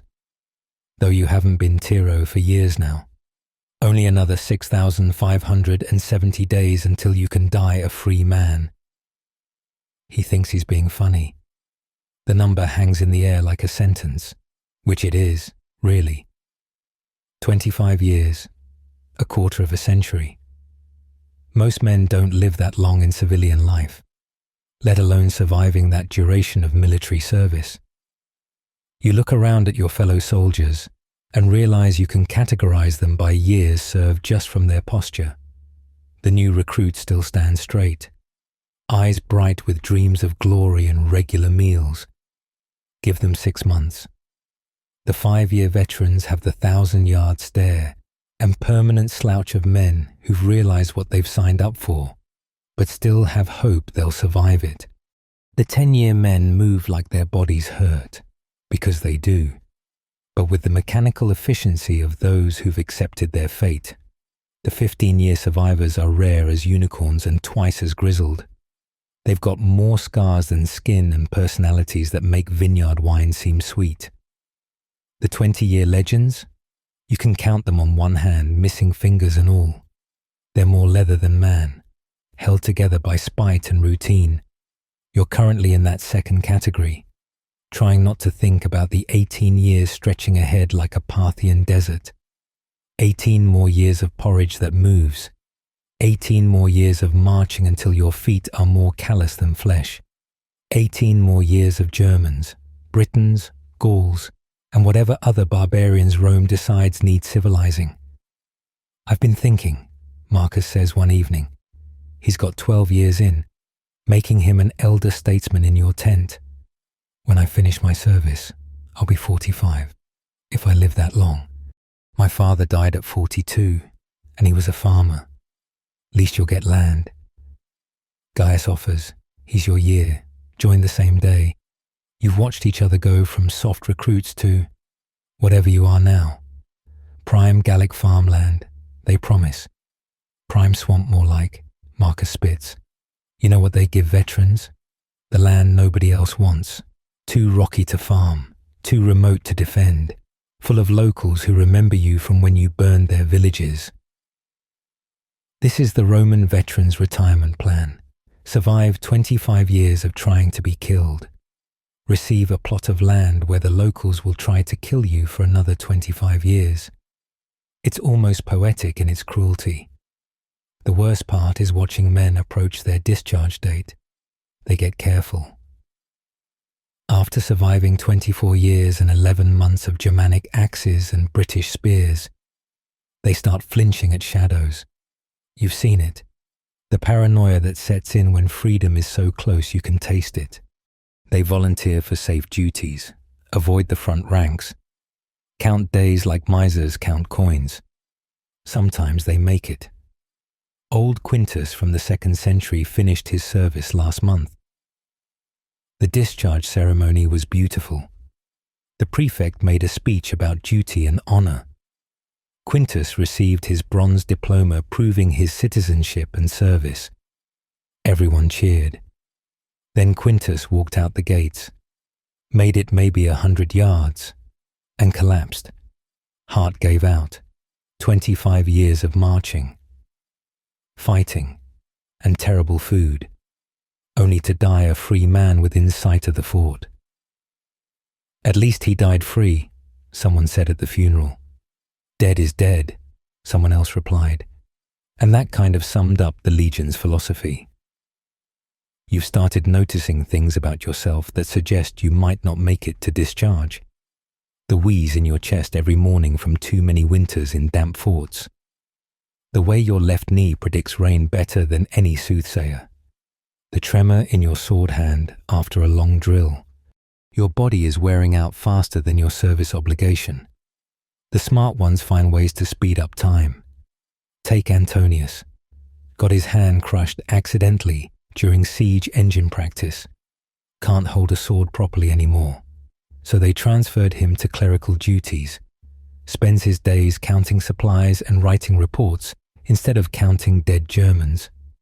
Still has 10 years to serve, but at least he'll serve them with all his limbs attached.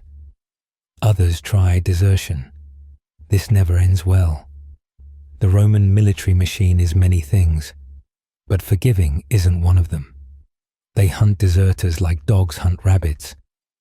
When they catch you, and they always catch you, it's crucifixion if you're lucky. Beaten to death by your former comrades if you're not. They made you watch one last spring. Took the poor bastard 3 days to die on the cross, begging for water the whole time. Nobody deserted for months after that. Some find escape in religion, joining mystery cults that promise better afterlives than the Legion provides. Mithras is popular, a soldier's god who understands suffering. The Christians are gaining ground too, with their promises of eternal life and forgiveness. Anything that makes the daily grind bearable. The officers turn a blind eye as long as you show up for duty. You know what I miss most? Decimus asks one night. He's got 15 years in, more scars than smooth skin. Having a future that extends past the next battle. When I was young, I'd plan things. Now, I plan to survive until evening meal. That's it. The conversation turns to what everyone would do if they could leave tomorrow. The answers are heartbreakingly simple. See family, eat food that doesn't fight back, sleep without armor, marry that girl from the village who probably married someone else 5 years ago. Small dreams worn smooth by repetition. But here's the truly insidious part. After enough years, you can't imagine life outside the Legion. The routine becomes your skeleton. Wake at 4th hour, morning inspection, breakfast gruel, march or drill, afternoon weapons practice, evening meal, equipment maintenance, sleep. Repeat for 9,125 days. You complain about it, hate it, but what would you do without it? You've seen discharged veterans hanging around the fort, lost. They spent 25 years being told when to wake, when to eat, when to shit, when to kill. Freedom is terrifying when you've forgotten how to make choices. Some re-enlist as evocati, veteran volunteers with better pay and privileges. Trading freedom for familiar misery, because at least misery has structure. The young recruits ask you for advice sometimes. How do you make it through? They want to know. You tell them the truth. You don't make it through. The Legion makes it through you. You entered as one person and you'll leave, if you leave, as someone entirely different. The question isn't whether you'll survive 25 years. It's whether anything recognizable of you will survive. One day at a time, you tell them, which is both the best and worst advice possible. Don't count the years, count the days, then stop counting those too. Because that's the final truth about a 25-year service. It's not really about serving Rome. It's about becoming Rome. The Empire doesn't need soldiers for 25 years. It needs to break men down and rebuild them as components of the military machine. Interchangeable parts that march, fight, and die on command. By the time you're discharged, if you're discharged, you'll have been Roman property longer than you were ever your own person. 18 more years. 6,570 days. Better stop counting now. The discharge ceremony happens on a grey morning that matches your mood perfectly. After 25 years, 3 months, and 16 days. Not that you were counting. You stand before the legate in your best tunic, which is still terrible. Just less patched than the others. Your knees creak as you maintain attention. A symphony of joint complaints that you've learned to ignore. Around you, 6 other survivors from various units wait their turn at freedom. Legionary Marcus Quintus Helvetius. The legate reads from his scroll. And it takes you a moment to remember that's your full name. You've been Heyu, or soldier, or various creative insults for so long that your actual name sounds foreign. 25 years honourable service, campaigns in Germania, Gaul, Britannia, and Dacia. He makes it sound glorious. He doesn't mention the dysentery in Germania that nearly killed you, or the British arrow that punctured your lung and left you wheezing for 2 years, or the Dacian sword that opened your thigh to the bone, or the countless nameless skirmishes that killed better men than you for no particular reason. In recognition of your service to Rome, he continues, you are hereby granted honourable discharge with full veteran privileges. The bronze diploma is pressed into your hands, 2 bronze plates bound together, inscribed with your service record and citizenship confirmation. It's surprisingly heavy for something that represents a lifetime of misery. This is it, proof that you survived, proof that Rome officially no longer owns you. Furthermore, the legate says, and here comes the punchline, you are granted land allotment in the veteran colony of Colonia Agrippina, Germania Inferior, Germania, of course. 25 years of fighting Germans, and Rome rewards you by making you live next to them permanently.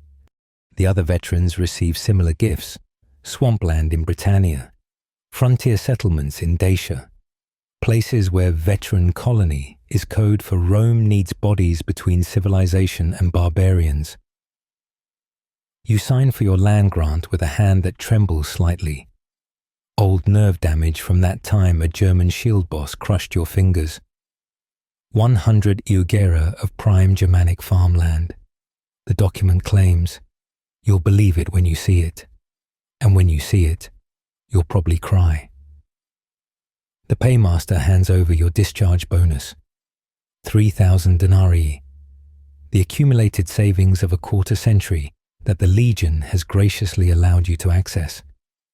It seems like a fortune until you realize it needs to last the rest of your life. Seed for the farm, tools, oxen if you're lucky, building materials for whatever hovel you'll call home. By the time you're established, if you get established, you'll be lucky to have enough left for a decent funeral. Congratulations, Centurion Flavius says. And you almost don't recognize him. He's grey now, promoted to Primus Pilus 5 years ago. You remember when he was just another screaming bastard with a vine staff. Now he's the senior screaming bastard. Try not to die in the first week of freedom. Makes the Legion look bad. It's the closest thing to sentiment you'll get from him. You shake hands. His grip's still strong enough to crack walnuts. Yours isn't.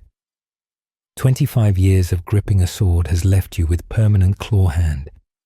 Just another souvenir from your service to Rome. The gate of the fortress opens before you, and suddenly you realize you have no idea what to do. For 25 years, someone has told you where to go, when to go there, what to do when you arrived. Now you're facing a road that leads anywhere. The freedom is paralyzing. You take a step, then another. Your military stride kicks in automatically. 90 paces a minute. Ground-eating march rhythm. You make it maybe a quarter mile before realizing you're still marching like you're on patrol. Old habits die hard. Some never die at all. The veteran colony is 3 days' walk. You could hire transport with your discharge money, but walking is free and you've walked everywhere for 25 years. What's 3 more days? Your feet know the way. They've marched past this settlement a dozen times on campaign. The road is full of memories. That's where the 3rd century got ambushed in your 5th year. Lost 20 men to German arrows. Over there is where you first killed someone. A screaming warrior who charged your shield line. You can still see his face sometimes. That clearing is where Gaius took a spear meant for you. He lived, but he was never quite right after. Brain fever, the medicus said. Died 2 winters later, thinking he was home with his mother. The colony, when you finally see it, is exactly what you expected. A collection of rectangular plots carved from frontier wilderness, each with a modest house and pretensions of agriculture. Smoke rises from chimneys, wood smoke, not the coal and dung fires of military camps. It smells like civilization, or at least civilization's awkward teenage phase. Your plot is marked with a wooden stake. Mercue, Helvetius, Legion 9. 100 eugera of Germanic soil that's clearly been farmland before, recently, judging by the burned timbers of what used to be a native roundhouse. Nothing like building your retirement on someone else's ashes. The land isn't terrible. There's a stream for water, woods for fuel, and soil that might actually grow something besides rocks and resentment. The Germans who used to farm it probably loved this place. They're gone now, dead, enslaved, or pushed further into the barbaricum. The circle of Roman expansion continues, and you're just another cog in it, even in retirement. Your neighbors are fellow veterans, all with the same hollow-eyed look of men who can't quite believe they're free. Lucius from the 7th has already started building. His Germanic wife. Where did he find a Germanic wife? Helps him raise timber frames. She looks at you with the flat stare of someone who's accepted her fate but hasn't forgiven it. Welcome to paradise, Lucius calls out, his tone suggesting paradise is somewhere else entirely. Watch out for the locals. They smile during the day and poison wells at night. You start with shelter. 25 years of building military camps finally pays off as you construct a basic dwelling. It's just 4 walls and a roof, but it's yours. No tent mate snoring, farting, or dying of fever next to you. The silence is deafening. You find yourself humming marching songs just to fill it. The first night in your own home, can you call it home, is strange. You wake at 4th hour automatically, ready for morning inspection. But there's no horn, no centurion, no formation, just darkness and the sound of wind through Germanic trees. You lie there, unsure what to do with this freedom. Eventually, you get up anyway. Might as well start the day. What else is there to do? Farming is harder than killing people. Who knew? The plough fights you worse than any barbarian. The soil has opinions about what it wants to grow, nothing, and where it wants to grow it, nowhere. Your military-trained body, excellent at marching and stabbing, is comically unsuited for agricultural work. Different muscles, different movements, different kinds of pain. You buy an ox from a trader, spending a shocking portion of your discharge bonus. The beast looks at you with the resigned expression of an animal that knows it's been purchased by an idiot. You name it Brutus, after your old Optio, because it's stubborn and regularly covers you in shit. Days blur together in a new routine. Wake, still at 4th hour. Feed Brutus. Attempt farming. Fail at farming. Eat whatever you've managed to grow or buy. Sleep. No marching. No inspections. No Germans trying to kill you. Also no purpose. No brothers in arms. No structure. Freedom tastes like loneliness and vegetables that won't grow straight. The local Germans eye you with varying degrees of hostility. You're the invader who took their cousin's land. Doesn't matter that you didn't personally kick them out. You're here now, benefiting from their loss. Some trade with you, charging triple what they'd charge each other. Others simply watch, waiting. You sleep with your gladius close, old habits dying hard. Winter comes, and with it, a familiar enemy, your own body. Every old wound aches. That British arrow wound in your lung makes breathing feel like drowning in cold air. Your joints predict weather changes with depressing accuracy. You're 50 years old, ancient by soldier standards, merely old by civilian ones, and you feel every year in triplicate. But you're alive, against all odds. Despite Rome's best efforts to get you killed, you're alive, on the worst days, when the plough breaks and the roof leaks and your back screams protests. You remind yourself you made it. 25 years in the Legion, and you walked out vertical. Most don't. Spring arrives late, as it always does in Germania, and with it comes the full reality of your new existence. The colony has grown, more veterans arriving with their discharge papers and haunted eyes, each allocated their rectangle of former tribal land. You recognize some faces from various campaigns, men who survived the same meat grinder you did. Nobody talks about the ones who didn't make it. Your crops fail spectacularly. Turns out 25 years of stabbing Germans doesn't translate to agricultural expertise. The barley grows sideways. The vegetables surrender to local pests. And your attempt at keeping chickens ends when a fox demonstrates better tactical planning than most barbarian chiefs. You stand in your failed field, mud to your knees, and laugh until it turns into that wheeze the British arrow left you with. Should have paid more attention to the camp followers' gardens. Your neighbor Cassius calls out. He's having marginally better success, which means his vegetables are dying slowly instead of immediately. They knew how to grow things in shit soil. You trade labor for knowledge, helping other veterans with construction in exchange for farming advice. It's like being a recruit again. Except your teachers are just as broken as you. Everyone moves wrong, favoring old injuries, compensating for missing fingers or damaged joints. A crew of 8 veterans has maybe 5 functional bodies between them. The first Germanic raid comes in autumn. Not a full assault. Those days are over. Just young warriors looking to blood themselves on isolated Roman settlers. You hear them coming, because after 25 years, you can sense hostility like a hound smells meat. The gladius feels good in your hand, familiar when nothing else is. They expect farmers. They get veterans. 8 half-crippled former legionaries versus 12 young warriors should be no contest. Should be. But the raiders don't know how to fight men who've already accepted their dead. Your formation is ragged, your movement slow, but muscle memory runs deeper than age. Shield up, thrust, twist, step, the old dance, performed by failing bodies.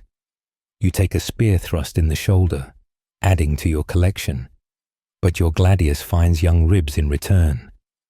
The boy dropping at your feet can't be more than 16. Same age you were when you joined the Legion. The parallel isn't lost on you as you step over his twitching form to face the next one. The raiders break and run after losing half their number. Veterans don't pursue. You're all too old and tired for that nonsense. You bind each other's wounds with practiced efficiency. Nobody mentioning how your hands shake or how Cassius is crying silently as he stitches a gash in his thigh. Just Tuesday, in the veteran colony. Think they'll be back? Someone asks. Always are, you reply. Already calculating how to fortify your sad little farm. 25 years of building camps, finally useful. Winter brings its own challenges. Your lung injury makes breathing feel like sucking air through wet wool. The wood stores you thought were adequate aren't. Brutus the ox needs feeding, but hay is expensive, and your coins are dwindling faster than Germanic goodwill. You start understanding why so many veterans re-enlist. At least the Legion feeds you, even if the food is terrible. You make it through by stubbornness and the kindness of fellow veterans. Gaius shares his grain stores. Marcus helps repair your roof after snow collapses part of it. You all pretend it's not charity, maintaining the fiction of traded favors and future repayment. Pride is all some of you have left. Letters from still-serving friends arrive sporadically. The 9th is in Pannonia now, fighting new enemies with the same old tactics. Half the names are unfamiliar. Your generation dying off or discharged, replaced by fresh meat for the grinder. They still complain about the porridge. Some things never change. The colony develops its own rhythm. Market days where veterans trade vegetables, lies, and war stories. Communal work parties that feel like military labor without the screaming centurions. Funeral pyres too frequent for men who already survived the unsurvivable. You bury Antonius in spring. His heart gave out while ploughing. At least he died on his own land, everyone says. Like that makes it better. You adapt, slowly. Your hands learn the plough as they once learned the gladius.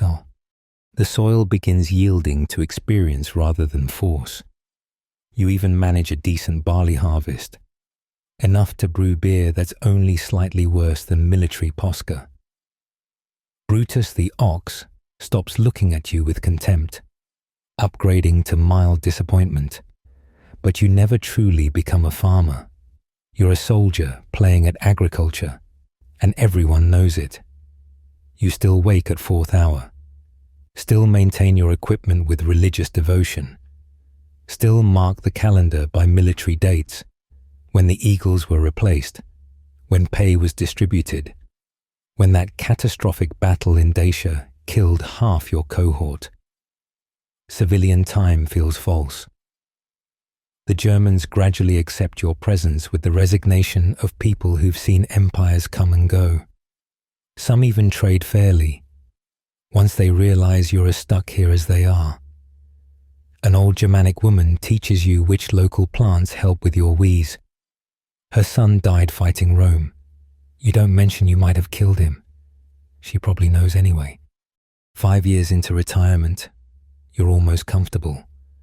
The farm produces enough to live on. The roof only leaks in 3 places. You've learned enough Germanic to argue about prices at market. It's not the retirement you dreamed of during those endless marches, but few things are. Then the letter arrives. Rome is raising auxiliary units from veteran colonists, technically voluntary, but you know how Rome defines voluntary. The governor needs experienced men to train new recruits, to pass on the knowledge that keeps the military machine grinding. 1 year's service, they promise. Good pay, just training duty. You stand in your doorway, letter in hand, looking at your small farm. 5 years of backbreaking work to make it barely functional. Inside, your gladius hangs on the wall, oiled and ready despite retirement.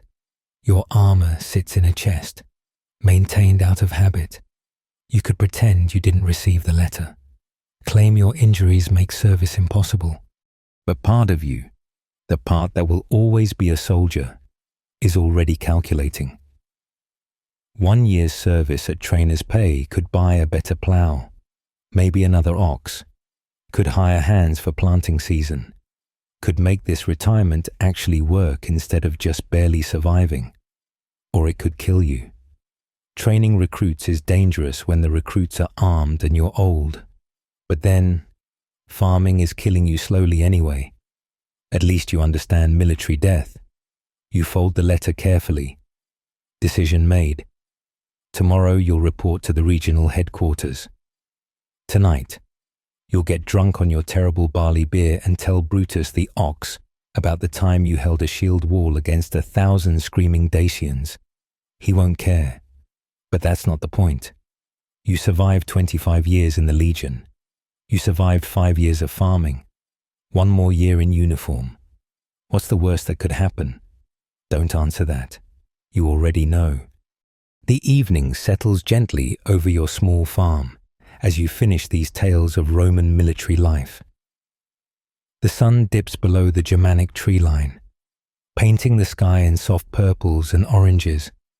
Somewhere in the distance, an owl calls, and the sound doesn't make you reach for a weapon anymore. That's progress of a sort. You've told the stories, the marching, the fighting, the dying, the surviving against odds that would make a gambler weep. 25 years compressed into memories that still wake you some nights. But now, in this quiet moment, even those memories seem to soften at the edges. The breeze carries the scent of fresh earth and growing things. Your barley field whispers in the wind, a more peaceful sound than any you heard in all those years of service. Brutus the ox lows softly from his pen, probably complaining about something, but it's a comfortable sort of complaint. The stars are emerging, one by one, the same stars you watched from 100 different camps across the empire. But they look different now, kinder, perhaps. Or maybe you're just finally too tired to see them as anything but distant lights in the darkness. Your breathing slows, matching the rhythm of the evening. That old wheeze from the arrow wound barely noticeable now. Your eyes grow heavy, not from exhaustion, you've known true exhaustion, but from a deep, settling peace. Sleep comes like an old friend, wrapping around you with familiar warmth. In your dreams, there are no screaming centurions, no morning horns, no forced marches through hostile territory, just the quiet breathing of the land, the gentle creaking of your home, and the soft knowledge that tomorrow you'll wake when you choose to wake. Rest now, you've earned it.